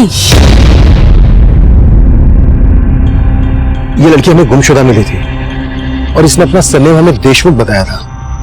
तो क्या राहुल का पूरा नाम राहुल देव देशमुख तो नहीं है? नहीं सर, राहुल तो पंजाब का रहने वाला है। राहुल की बेटी और उसकी बीवी मीरा कई महीनों से यहाँ नहीं रह रहे। राहुल और मीरा के बीच काफी मनमुटाव था, इसीलिए दोनों अलग हो गए। और ये लड़की कौन है? मैं नहीं जानती सर इसे। रिद्धि की मां मीरा, वो कहाँ रहती है आजकल? मालूम नहीं सर, जब से रिद्धि और मीरा यहाँ से गए हैं उन्हें कभी यहाँ देखा नहीं, और राहुल को भी कुछ पड़ी नहीं थी उनकी।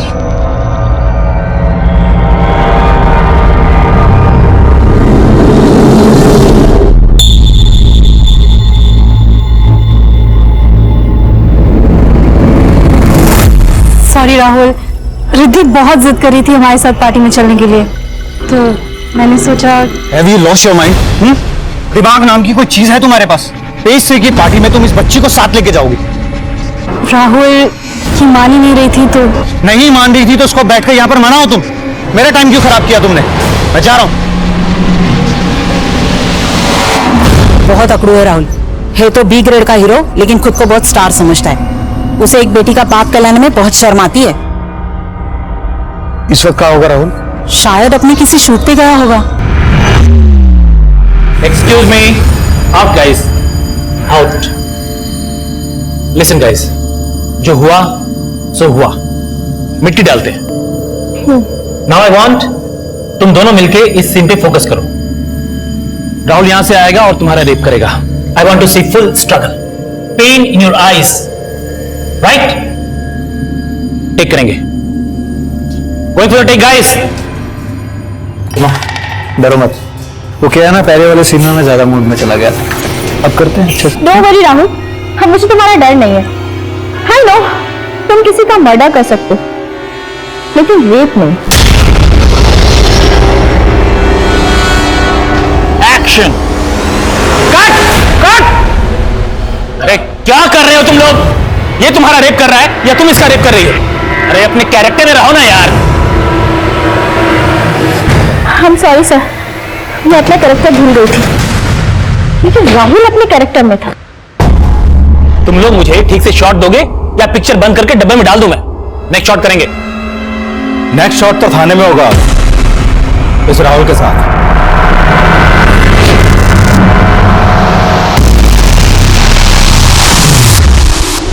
अरे भाई रुको, अंदर किधर जा रहे हो? नहीं बस कुछ नहीं, बिना परमिशन के आप अंदर नहीं जा सकते। चलो आप बाहर निकलो। ठीक।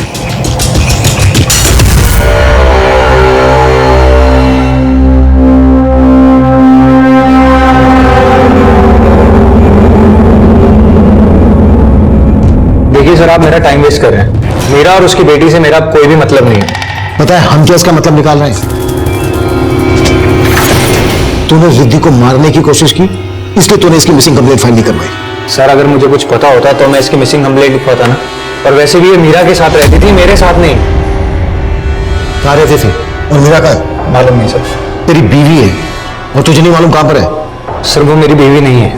बीवी नहीं है तो फिर ये बेटी कैसे आई? सर आपको कुछ गलत फहमी हुई है। वो मीरा के पहले पति की बेटी है, मेरी नहीं सर। मीरा का पहला पति कौन था? कोई देशमुख। मीरा ने कभी उसके बारे में मुझे बताया नहीं। हम तो बस लिविंग में रहते थे, और जब मीरा का मन भर गया तो अपनी बेटी को साथ में लेकर चली गई। रिद्धि कौन से स्कूल में पढ़ती थी? अगर वो तेरी बेटी नहीं है तो फिर स्कूल में तो सर उसने स्कूल जाना ही नहीं शुरू किया था। उसकी सर्जरी के कारण मीरा ने उसकी एडमिशन ही नहीं करवाई थी। इसके अलावा मुझे कुछ मालूम नहीं। लेकिन हमें बहुत कुछ मालूम करना है तेरे से। हमें जहां पर रिद्धि मिली वहां पर इस लड़की की लाश मिली थी। कौन है ये? मालूम नहीं सर, नहीं जानता। देख अगर हमसे कुछ भी छिपाया ना तो तेरे लिए अच्छा नहीं होगा। सर मैं आपसे कुछ क्यों छिपाऊंगा? और वैसे भी सर ये मीरा के पचड़े आप मुझे क्यों घसीट रहे हैं इसमें? कैसा पचड़ा? सर ये तो जब आपको मीरा मिला आप उसी से पूछ लेना। और उसकी बेटी की जो आज हालत है वो सिर्फ मीरा ही है उसका कारण, कोई और नहीं। वो मेरे साथ होकर कभी मेरी नहीं हुई। वो औरत भरोसे लायक नहीं है, ना जाने किन किन से मिलती थी।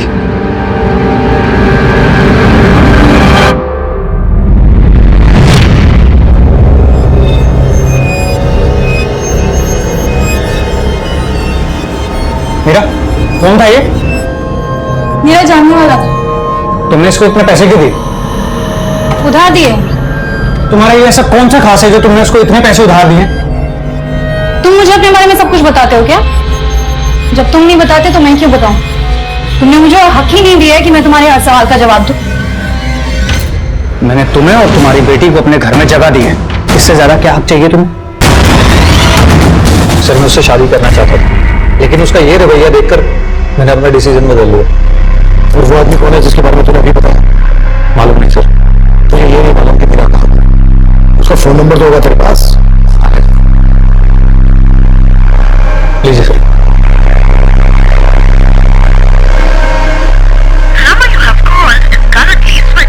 सर नंबर बंद है। तुझे सच में मालूम नहीं है मीरा कहाँ है? क्या मैंने मीरा को कहीं गायब कर दिया? सर मैं उसे क्यों गायब करूंगा? सर अगर आपको मीरा के बारे में जानना है ना तो आप मल्होत्रा से पूछिए। कौन मल्होत्रा? दिनेश मल्होत्रा, फैशन डिजाइनर है। मीरा उसी के साथ काम किया करती थी। मीरा का कोई फोटो है तेरे पास? हाँ सर। सर राहुल के पड़ोसी ने बताया था कि मीरा उसकी बीवी है और रिद्धि उसकी बेटी, लेकिन ये तो बोल रहा है कि मीरा किसी देशमुख की बीवी थी। लग नहीं रहा है ये राहुल सच बोल रहा है। विश्वास नहीं हो रहा है कि रिद्धि उसकी बेटी नहीं। रिद्धि ने खुद मीरा को बताया है कि राहुल ही वो डूड है जो उसका फादर है। लेकिन सर रिद्धि ने भी अपना सरनेम देशमुख बताया था, और ये राहुल भी बोल रहा है कि मीरा का कोई पहला पति था जिसका सरनेम भी देशमुख ही था। हमें सिर्फ देशमुख को ही नहीं ढूंढना है, रिद्धि की मां मीरा का भी पता लगाना है, और इस लड़की का भी जिसकी हमें लाश मिली थी। दिनेश मल्होत्रा से मिलते हैं, क्या मीरा काम करती है?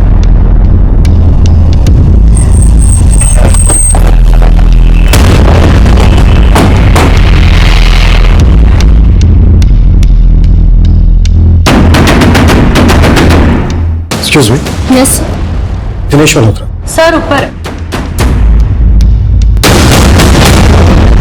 एक्चुअली मीरा के बारे में हमें आपसे बात करनी थी। मीरा यही काम करती है ना? No, I mean yes. मेरे कहने का मतलब ये है कि मीरा मेरे साथ काम करती थी, अभी नहीं करती। 3 महीने पहले वो जॉब छोड़ के चली गई थी। पर बात क्या है सर? हमें मीरा की बेटी रिद्धि गुमशुदगी की हालत में मिली। मीरा आजकल कहाँ है? सर एक राहुल नाम का एक्टर है, राहुल देव। मीरा उसकी वाइफ है और उसी के साथ। लेकिन राहुल ने हमें बताया कि मीरा उसकी वाइफ नहीं है, रिद्धि उसकी बेटी नहीं है। राहुल ने तो हमसे ये भी कहा कि कोई देशमुख उसका पति है। देशमुख? नहीं सर, कैसी बात कर रहे हैं? राहुल को जाने वाला हर इंसान जानता है कि मीरा उसी की वाइफ है। मतलब रिद्धि राहुल की ही बेटी है? जी बिल्कुल, मीरा ने मुझे यही बताया था। अच्छा, ये लड़की कौन है? सर ये रेणुका है, मीरा की असिस्टेंट। हमें मीरा की बेटी रिद्धि जहाँ गुमशुदगी की हालत में मिली, वहीं इस रेणुका की हमें डेड बॉडी मिली।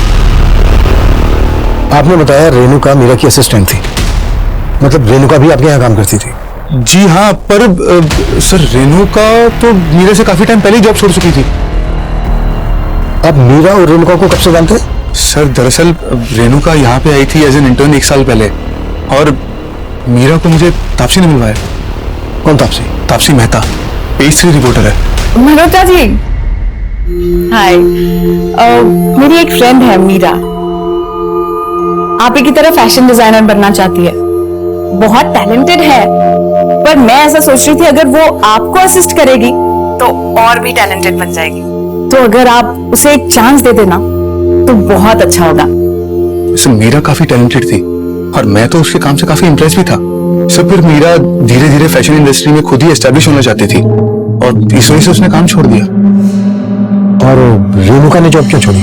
सर शायद उसे कोई अच्छा ऑफर कहीं मिल गया होगा। अच्छा, रेणुका के साथ हमें मीरा की बेटी रिद्धि भी मिली। मीरा और रेणुका के बीच कैसा रिश्ता था? सर रेणुका मीरा के अंडर में काम करती थी, पर इन दोनों में कभी बनती नहीं थी। मैम ये देखिए, अच्छा नहीं? रेणुका, मैंने तुमको क्लियरली कहा था कि मुझे ये सीक्वेंस नहीं चाहिए था। पर मैम तुम मेरे डिजाइन में अपने फालतू के इनपुट्स क्यों डालती हो?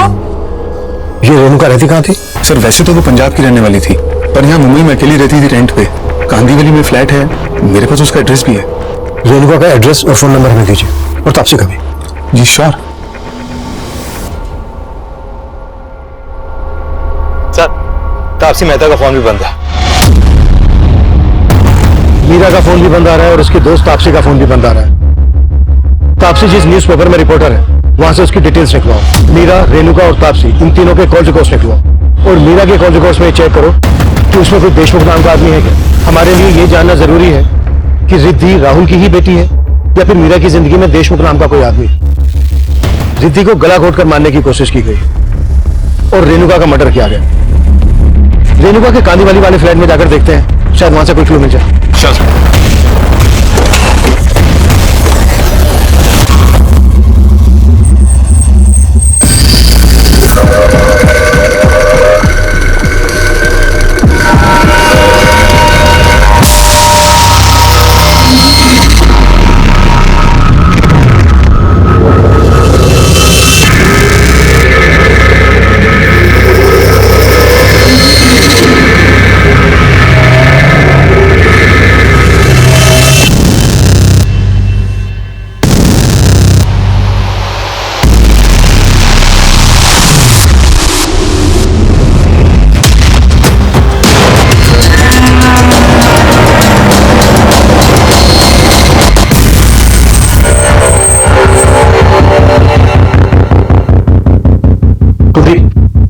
आसपास पता करो सर।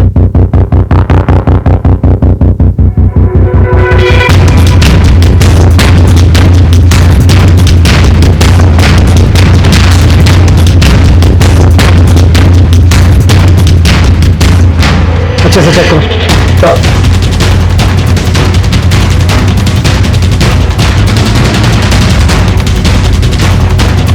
सर, रेणुका के पड़ोसियों ने बताया कि मीरा का यहां पर भी काफी आना जाना था और रेणुका के मकान मालिक से उसका पंजाब के कपूरथला का एड्रेस मिला है। पंजाब पुलिस से कांटेक्ट करो कि फैमिली को खबर कर दो ताकि मीरा की बॉडी उनको सौंप सके। Sure sir.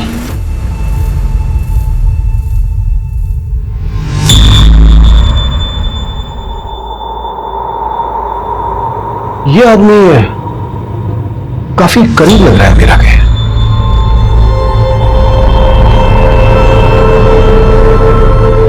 सर, कहीं ये वही देशमुख तो नहीं जिसे हम ढूंढ रहे हैं।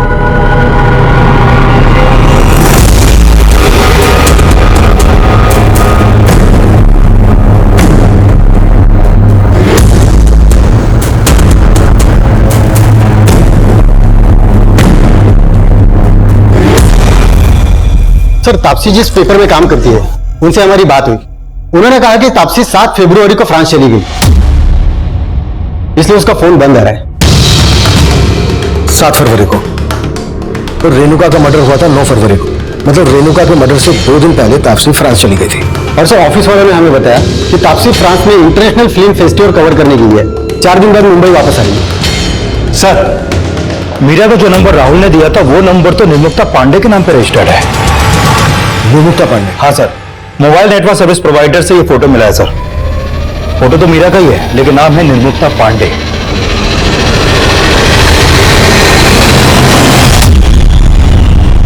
तो इसका असली नाम मीरा है या निर्मुक्ता पांडे? फोटो में तो काफी अलग दिखाई दे रही है ये मीरा उस निर्मुक्ता पांडे।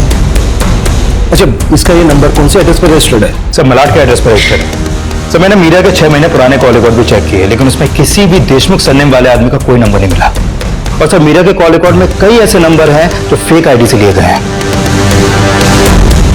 कुलदीप, तुम मलाड के उस एड्रेस पर जाओ जिस पर इस मीरा उस निर्मुक्ता का मोबाइल नंबर रजिस्टर्ड है। मैं तब तक रिद्धि से दोबारा बात करने की कोशिश करता हूं। Sure sir. रिद्धि बेटा, ये आपकी मम्मी है ना? अच्छा बेटा, इनका पूरा नाम मीरा है या निर्मुक्ता?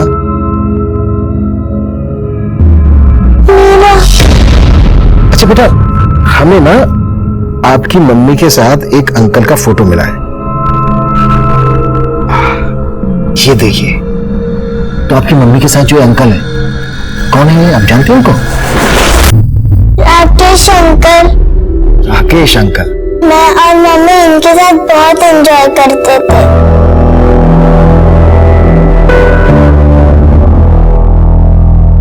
अच्छा बेटा, हमें ना इनका नाम पता चल गया है। इनका नाम है रेणुका और पता है ये आपकी मम्मी की दोस्त थी। अच्छा बेटा, जब उस दिन आप इनके साथ थी तो क्या आपकी मम्मी भी थी वहां पर?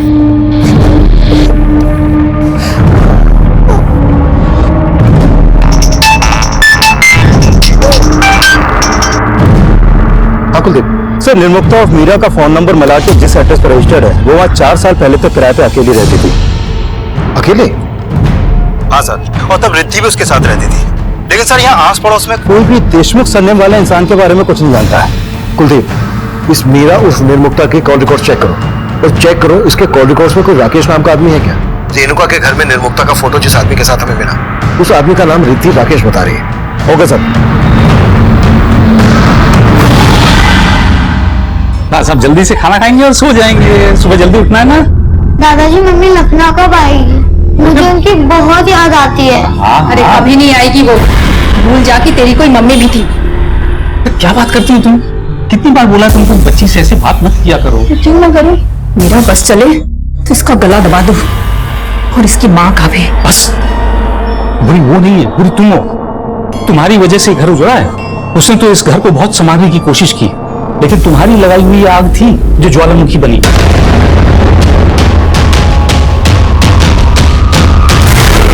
सर, रेणुका की सिर्फ एक विधवा माँ है जो कपूरथला में रहती है। रेणुका की माँ ने किसी पे कोई शक जताया? नहीं सर, और ना वो किसी निर्मुक्ता उर्फ मीरा या किसी तापसी को जानती है। रेणुका के बैकग्राउंड में कोई ऐसा एंगल नहीं है जो उसके मौत का मोटिव बन सके। सर, मीरा के कॉल रिकॉर्ड में एक राकेश ढोलकिया नाम के आदमी का नंबर मिला है। सर, ये वही राकेश है जो उस फोटो में निर्मुक्ता और मीरा के साथ था। पुणे का बिजनेसमैन है सर ये। मैंने मुंबई बुलवा लिया है सर, निर्मुक्ता ही उसका रियल नेम है। फैशन इंडस्ट्री में आने के बाद उसने अपना नाम शॉर्ट करके मीरा रख लिया था। और सर, उसके पीछे उसका कोई गलत इंटेंशन नहीं था सर। आप काफी कुछ जानते हैं मीरा निर्मुक्ता के बारे में। आप दोनों एक दूसरे को कब से जानते हो? सर, हमारी पहली मुलाकात 7-8 महीने पहले एक बेइज्जती पार्टी में हुई थी। तब से हम दोस्त हैं। मैं, मीरा और उसकी बेटी रिद्धि एक साथ काफी टाइम स्पेंड करते थे सर। आप दोनों के बीच कैसी दोस्ती थी? सर, हमारे थॉट्स मिलते थे। वो मुझसे अपने लाइफ की काफी बातें शेयर करते थे सर। राहुल मेरी जिंदगी में आया तब मुझे ऐसा लगा जैसे अब फिर कभी मुझे पीछे मुड़ने की जरूरत नहीं पड़ेगी। पीछे मुड़ के देखना भी क्यों है मेरा? तुमने हमेशा से आगे देखा है, अभी तुम आगे देखो। राहुल के साथ अगर तुम खुश नहीं हो तो उसे डिवोर्स दे देना। डिवोर्स? लेकिन राहुल ने हमसे बताया कि उसके और मीरा की शादी नहीं हुई थी। सर, ऐसा कैसे हो सकता है? उनकी बेटी थी तो शादी तो हुई होगी ना सर। राहुल ने हमसे ये भी बताया कि देशमुख सरनेम वाला उसका कोई पति था। और रिद्धि ने भी हमें अपना पूरा नाम रिद्धि देशमुख बताया था। हाँ सर, पर इसके बारे में मुझे कुछ पता नहीं। अच्छा, आप इस लड़की को जानते हैं? हाँ सर, ये रेणुका है, मेरा की दोस्त। सर, इसके मर्डर और रिद्धि के बारे में सुन के मुझे ऐसा लग रहा है कि मेरा किसी मुसीबत में तो नहीं सर। तो फिर आपने हमसे कांटेक्ट क्यों नहीं किया? सर, मैं तो पुणे में रहता हूँ। मैंने मीरा को फोन किया था पर उसका फोन लग नहीं रहा था, तो मैंने तापसी को मैसेज किया तो उसने बताया कि वो तो आउट ऑफ इंडिया है। आप तापसी को भी जानते हैं? हाँ सर, राहुल से अलग होने के बाद मीरा और रिद्धि तापसी के पास ही रहते थे। अच्छा, आपको रेणुका के मर्डर और मीरा के गायब होने के पीछे किसका हाथ लगता है? वो तो पता नहीं सर, पर कुछ महीने पहले बोरीवली में मीरा के ऊपर किसी ने गोली चलाकर उसको मारने की कोशिश की थी सर।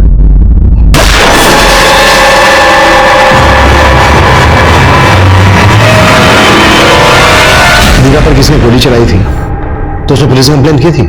हाँ सर, मैंने उसको बोला था पर वो काफी डरी हुई थी सर। कोई तो है जो मीरा और उसकी बेटी को नुकसान पहुंचाना चाहता है। एक बार मैंने एक आदमी को मीरा के साथ झगड़ते हुए देखा था सर। मीरा ने कभी मुझे उस आदमी के बारे में कुछ बताया नहीं सर। रिद्धि भी आ गई। रिद्धि?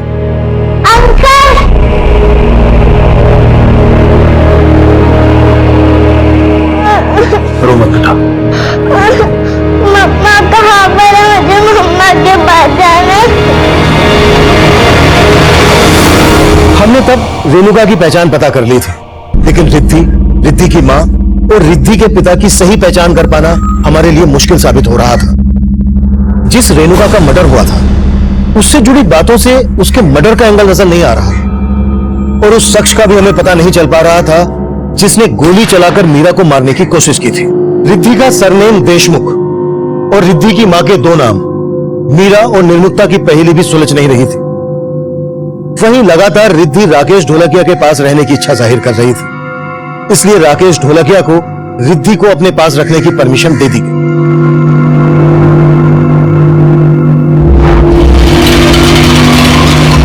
वहीं रिद्धि की मां के गायब होने की पहेली इस केस में 360 डिग्री का घुमाव लाने वाली थी।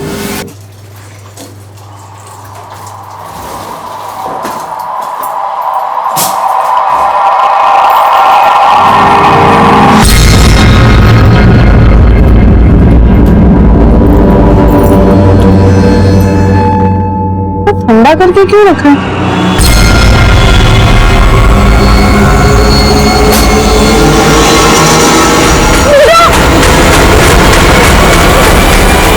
सर, मीरा और निर्मुक्ता के 2 साल पुराने कॉल रिकॉर्ड में कौशल देशमुख नाम के आदमी का नंबर मिला है। ये नंबर काफी टाइम से बंद है सर, और ये नंबर थाने के एड्रेस पर रजिस्टर्ड है। ये उसका फोटो।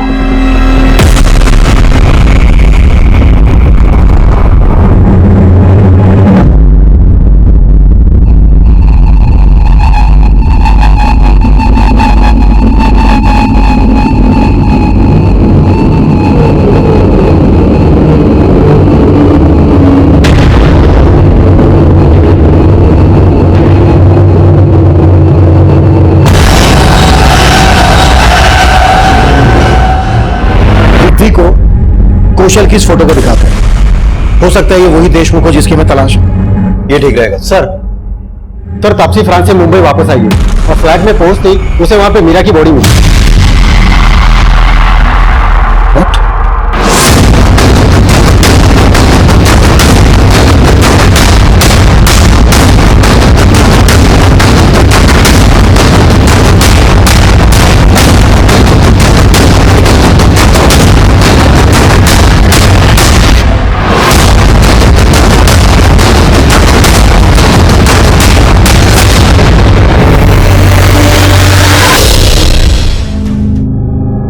कहीं ऐसा तो नहीं है कि फ्रांस तुम इसलिए चली गई क्योंकि तुम मीरा के मर्डर में इन्वॉल्व हो? नो सर, आप ऐसा एलिगेशन नहीं लगा सकते मुझ पर। मीरा तुम्हारे साथ रह रही थी। मीरा की लाश तुम्हारे घर में मिली है।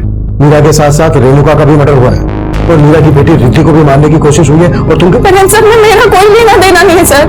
जब मैं फ्रांस के लिए निकल गई थी तो रिद्धि और मीरा दोनों सही सलामत थे। मीरा का असली नाम मीरा नहीं, निर्मुक्ता पांडे था। ये बात तुम जानती थी? हाँ, मीरा ने अपना नाम बदल लिया था। उसका असली नाम निर्मुक्ता पांडे ही है। ये पांडे सर ने मीरा और निर्मुक्ता का उसके पति का था या फिर माता पिता का? माता पिता का नहीं था, उसके पहले पति मनोज पांडे का था और उसके डेथ के बाद ही वो मुंबई में आ गई थी। रिद्धि किसकी बेटी है? मीरा के दूसरे पति कौशल देशमुख की बेटी है वो। कौशल देशमुख मीरा का दूसरा पति था? हाँ, और रिद्धि कौशल की ही बेटी थी। लेकिन 2 साल पहले कौशल रिद्धि और मीरा दोनों को ही छोड़कर दुबई भाग गया था। मैं आपको बाद में कॉल करता हूँ। सर, अभी मेरी मेड ने मुझे बताया रिद्धि को किसने किडनैप कर लिया सर। हाँ?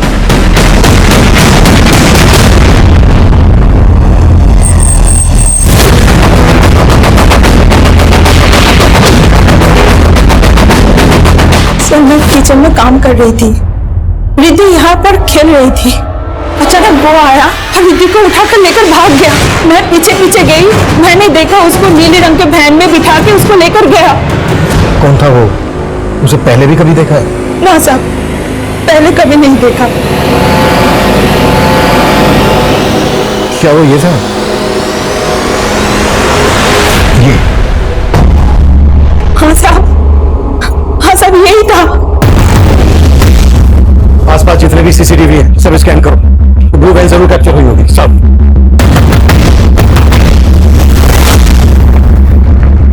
तो राकेश के घर के बाहर वो नीली वाली वैन एक सीसीटीवी में कैप्चर हुई थी, लेकिन उसका नंबर विजिबल नहीं था। वहां से हर डायरेक्शन में जाने वाले रास्तों के सीसीटीवी चेक करो। कैसे भी करके उस ब्लू वैन को ट्रेस करने की कोशिश करो। मैं इस कौशल का लुकआउट नोटिस जारी करवाता हूँ। Okay sir. सर, कौशल देशमुख 2 साल पहले तक यहीं रहता था। बाद में यहाँ का फ्लैट बेचकर दुबई चला गया। ये कौशल अपनी बीवी और बेटी के साथ यहाँ रहता था? हाँ सर। एक्चुअली उसके पहली बीवी के गुजरने के बाद उसने मीरा नाम की एक औरत से शादी किया था। मीरा कौशल की दूसरी बीवी थी? हाँ सर। और ये रिद्धि मीरा और कौशल की बेटी? नहीं सर, रिद्धि उसकी फर्स्ट वाइफ की बेटी है। मीरा उसकी सगी मां नहीं है। और सर, इन दोनों को छोड़कर कौशल दुबई भाग गया। जब कौशल दुबई भाग गया तब मीरा को पता चला कि कौशल ने ये फ्लैट ऑलरेडी बेच चुका। इस वजह से मीरा और रिद्धि रास्ते पे आ गए। सर, उसके बाद रिद्धि और मीरा कहाँ गए हमें नहीं पता। आखिरकार हमें पता चल गया कौशल देशमुख ही वो देशमुख था जिसे हम ढूंढ रहे थे, जिसको तापसी मेहता निर्मुक्ता उर्फ मीरा का दूसरा हमसफर बता रही थी।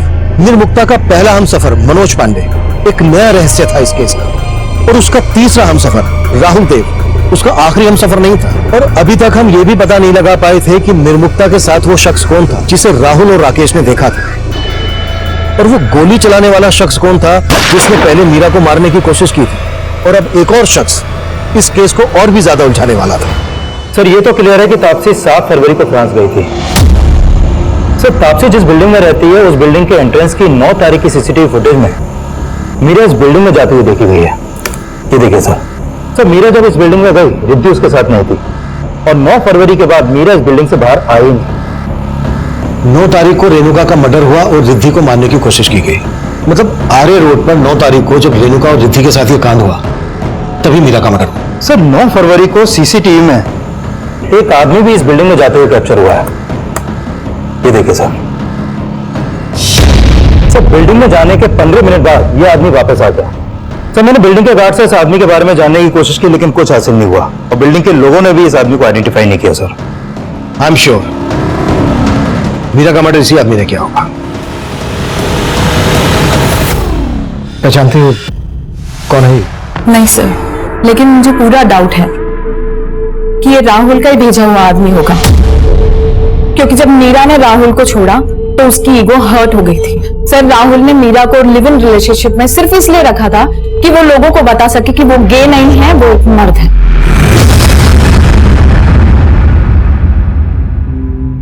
मीरा जब राहुल के साथ रिलेशन में आई उससे पहले से उसको पता था कि राहुल गे है? नहीं सर, शुरुआत में नहीं पता था, लेकिन जब ये बात पता चली तब भी मीरा ने उसका साथ निभाया। लेकिन राहुल बहुत ही गिरा हुआ इंसान है। मीरा,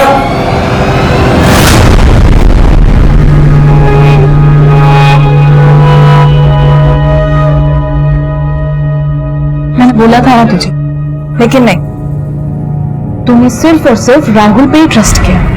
मीरा की जिंदगी में कई मर्द हैं, तुम सबके बारे में जानती हो?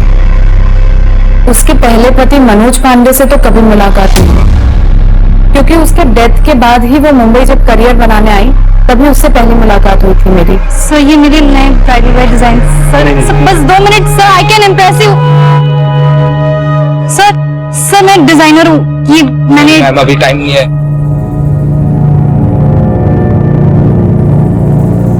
तुम्हारे डिजाइन अच्छे हैं, लेकिन उसे धक्के खाने से कुछ नहीं होगा। तो कैसे होगा ma'am? Stop calling me ma'am, Taapsee. तो कैसे होगा तापसी? किसी स्टैब्लिश फैशन डिजाइनर के अंदर काम करो, इससे तुम काम भी सीखोगी और तुम्हारे कॉन्टैक्ट्स भी बन जाएंगे। फिर मैंने ही उसे उसका नाम बदलने का सजेशन दिया, निर्मुक्ता से मीरा रखवाया और उसे एक फेमस फैशन डिजाइनर के अंदर जॉब लगवाई। कौन? दिनेश मल्होत्रा? नहीं सर, दिनेश मल्होत्रा को तो उसने कौशल को छोड़ने के बाद ज्वाइन किया था, लेकिन क्या कौशल और क्या राहुल सब एक जैसे निकले सर। और उससे भी बेकार था उसका पति, उसका पहला पति मनोज पांडे। रोज उसकी मार सहती थी और उसके बारे में सोचकर ही सिहर जाती थी सर।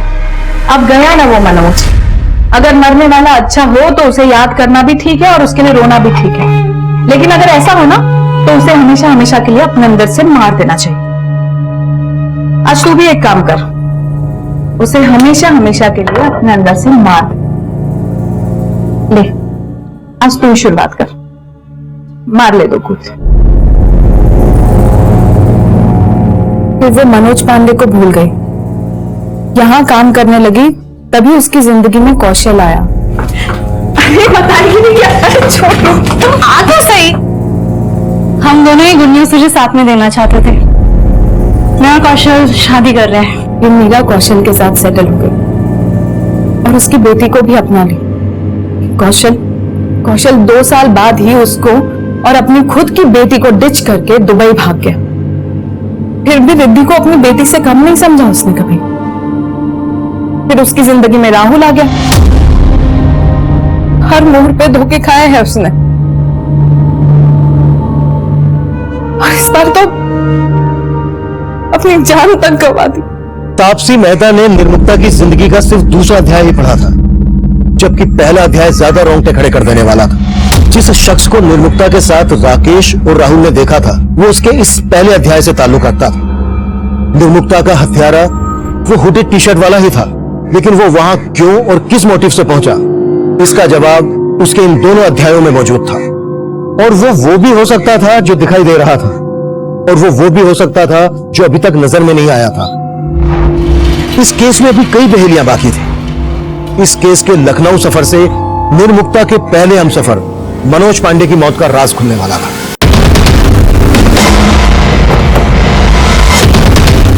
आइए सर। जी, वो खा गई मेरे बेटे को सर। उसी ने मरवाया था मेरे बेटे मनोज को।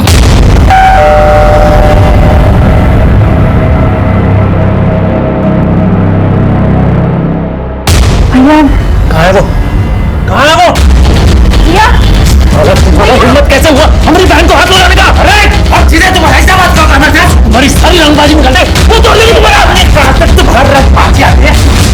सब कुछ उसी का किया जा रहा था सर। अपने भाई को बोल के उसने मरवा दिया मेरे बेटे को। मेरा बस चलता तो मरवा देते निर्मुक्ता को। क्या आप क्या बोल रहे हैं सर? क्यों? उसकी वजह से आपके बेटे की मौत हुई। गुस्सा तो आया होगा आपको। आपने किसी तरह से मुंबई में निर्मुक्ता को ढूंढा, किसी को सुपारी देकर उसका मर्डर करवा दिया। नहीं सर, ये क्या बोल रहे हैं आप? अरे हम सब तो इतना सहते हुए भी पाल रहे हैं इसको, और वो मुंबई जाकर भूल गई इसको। देखिए, हमने ऐसा कुछ भी नहीं किया जैसा आप सोच रहे हैं। मानते हैं कि हमारे बेटे की मौत हुई, लेकिन आप मेरी बीवी की बातों पे मत जाइए। वो काला धब्बा था मेरी शख्सियत पे, बहुत मारता था निर्मुक्ता को, पर फिर भी वो निभाना चाहती थी उससे। वो नहीं चाहती थी कि वो मर जाए। आपने क्या किया भैया? चुप कर। इस आदमी के लिए रोने का जरूरत नहीं है।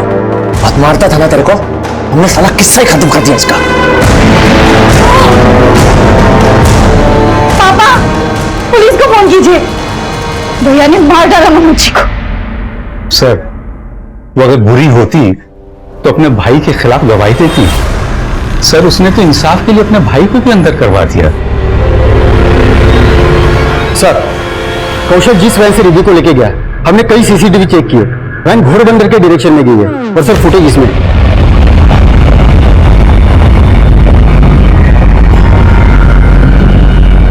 सर ये देखो, ये वैन है, लेकिन वैन का नंबर फेक है। घोड़बंदर के हर चेक नाके में पूछताछ करो, शायद वैन किसी ने कहीं पर देखी हो। सर, निर्मुक्ता का भाई धीरज कुछ टाइम पहले पेरोल पे बाहर आया था, तब से लापता है वो। धीरज की कोई फोटो है तुम्हारे पास? सर,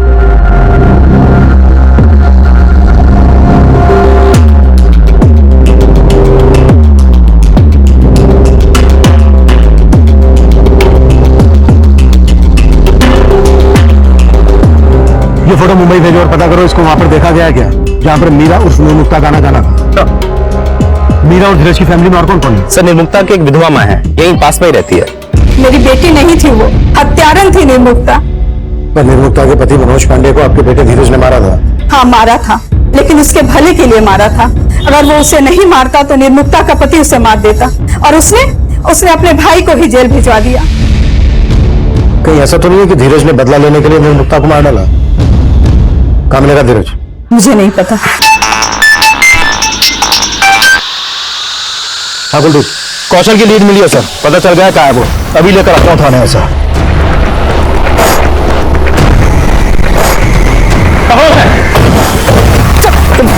चलो गाड़ी में। क्या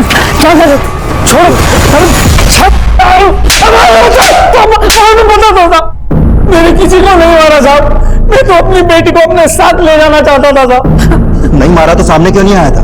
वो 2 साल से कहाँ गायब था? अपनी बेटी को छोड़ के गया तब उसकी फिक्र नहीं हुई? सर फिक्र तो मुझे मेरी बेटी की भी थी और निर्मुक्ता की भी थी, लेकिन उसका भाई अगर मुझे काट के फेंक देता तो। उसका भाई? हाँ साहब, वो मेरे घर आता था और मेरी बीवी से पैसे लेके चला जाता था साहब। क्या करे भाई? जब तुम्हारी वजह से हम जेल गए हैं ना, तुम इतना पैसा कमा रही हो तो हमको भी तो चाहिए ना थोड़ा। हट, हट, हट। अरे अरे ये क्या हो रहा है? क्या तो रक्षाबंधन मना रहे हैं जीजा जी। हमारी बहन है ना, उसकी रक्षा करने का जिम्मेदारी हम लिया है। और अगर तुमने कुछ भी कहा ना, काट के रख देंगे। काट के रख देंगे मतलब एक्सपीरियंस है, पहले भी एक को। फिर पता चला कि उसने मीरा के पहले पति को भी मार दिया था। मैं बहुत डर गया था साहब। मैं तो मीरा से शादी करके दुबई में सेटल होना चाहता था। मुझे वहां नौकरी भी मिली थी, लेकिन वो वहां आना नहीं चाहती थी। कौशल, मैं चाहती हूँ कि तुम दुबई जाकर ये जॉब जरूर करो, जैसा तुम भी चाहते हो, लेकिन मैं अपने करियर के साथ समझौता नहीं कर सकती। मैं तो निर्मुक्ता से शादी करके उसको अपनी बीवी बनाना चाहता था, ताकि वो मेरी बेटी का ख्याल रख सके। एक दिन मीरा को मां मानने लगी थी साहब, इसलिए मैंने उन दोनों को अकेला छोड़ के मैं दुबई चला गया साहब। चला गया, वो भी घर बेचकर, और उन दोनों को बेघर कर दिया। लेकिन मैंने किसी को मारा नहीं साहब। नहीं बोलेगा ऐसे तुम्हें। सर, अरे वही धीरज है जिसके बारे में राकेश ने भी हमें बताया था, और राहुल ने भी हमें इसी धीरज के बारे में बताया था, जो मीरा से मिलने उसके घर जाता था। हो सकता है राहुल ने मीरा को मरवाने के लिए धीरज का इस्तेमाल किया हो। राहुल को उठा के लेके आओ। सर,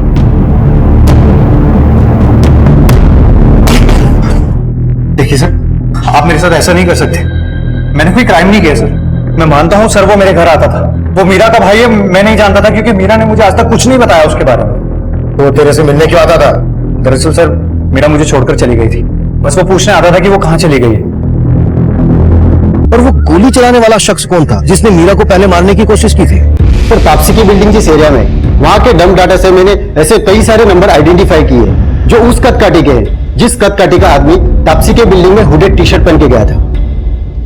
इन सब की बैकग्राउंड चेक करो, देखो इनकी बैकग्राउंड में कुछ सस्पिशन मिलता है क्या?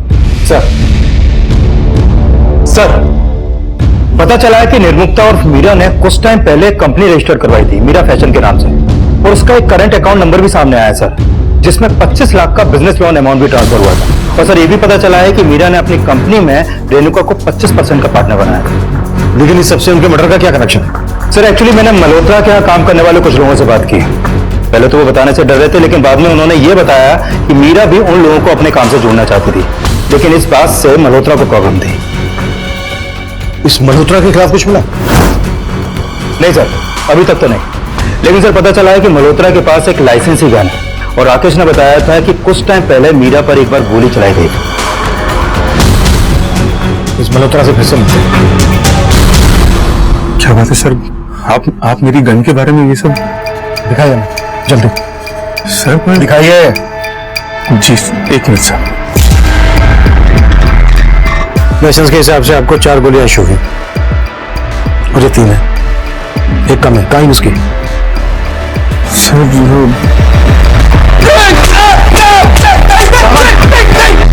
मैं बता रहा हूँ, मैं बता रहा हूँ। मैं मानता हूँ कि मुझसे गलती हुई और मैंने पहले मीरा को मारने की कोशिश की थी, लेकिन मेरा यकीन मानिए सर, अब मैंने कुछ नहीं किया। क्या पता क्या हो, तेरे से बर्दाश्त भी हुआ हो कि मीरा तुझे तेरे बिजनेस में टक्कर दे। सर एक्चुअली मैंने मेरे एरिया के एक लोकल गुंडा है दीनू, उसको पैसों का लालच देके मेरी ही गन से मीरा को मारने के लिए बोला था।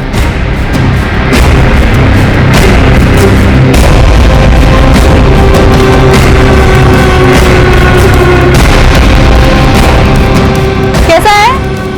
कम, लेट्स गो।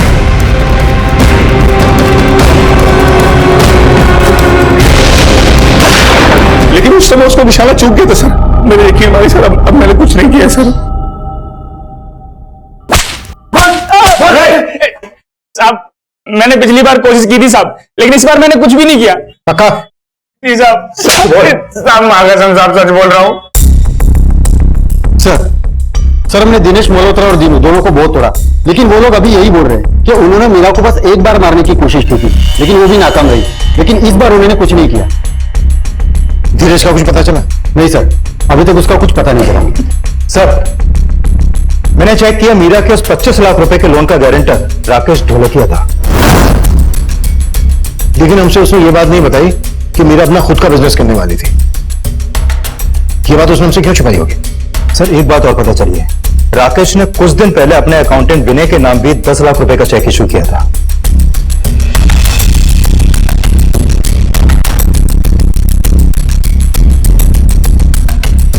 सर पता चला है कि उस अकाउंटेंट विनय का मकान गिरवी था जो उसने 10 लाख रुपए देकर छुड़वाया था। ये उसका फोटो है सर।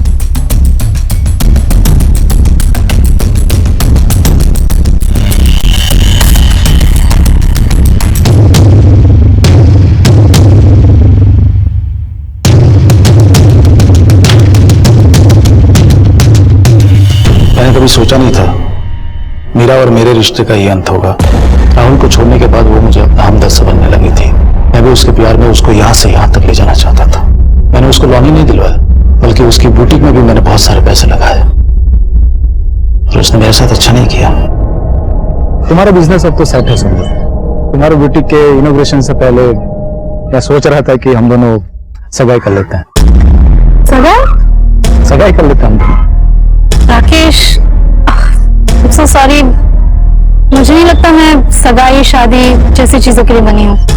मीठा जहर थी वो औरत, न छोड़ते बनती थी न पकाए। अगर वो मेरी लाइफ में रहती थी ना तो मैं बर्बाद हो जाता। तभी मैंने फैसला कर लिया कि उसे मार दूंगा। फिर एक दिन उस पर अटैक हुआ, मैं था वहां पर। फिर मैंने अपने अकाउंटेंट विनय को अपने साथ लिया। विनय ने एक फेक आईडी ली और मीरा को फोन करने लगा। नहीं, रॉन्ग नंबर है। ताकि जब आपको मीरा की लाश मिले तो आप उन कॉल्स के राज सुलझाने में उलझ जाओ। फिर उस दिन विनय वहां गया।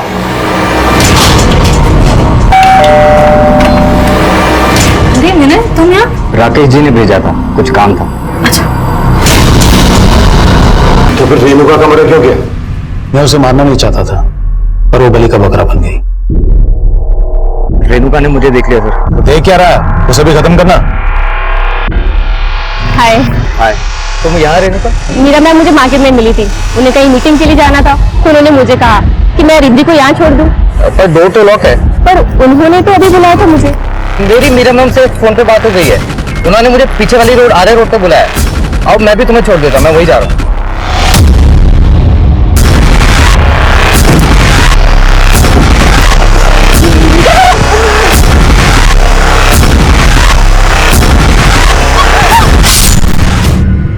रिद्धि का मौत के मुंह से बाहर निकलकर आना किसी चमत्कार से कम नहीं था। मनोज, राकेश, राहुल और कौशल, निर्मुक्ता के इन 4 हमसफरों के अलावा निर्मुक्ता की इस बदहाली के लिए निर्मुक्ता का भाई धीरज भी जिम्मेदार था। अब मैं सीनियर इंस्पेक्टर अभिमन्यु जिंदल आप लोगों से विदा लेता हूं। आपसे फिर मुलाकात होगी एक नए केस के साथ। स्वस्थ रहिए, सतर्क रहिए और देखते रहिए क्राइम पेट्रोल दस्तक। मकसद बताना नहीं, बचाना है। इस तरह के और भी एपिसोड देखने के लिए हमारे चैनल को सब्सक्राइब करें और बेल आइकन दबाना ना भूलें।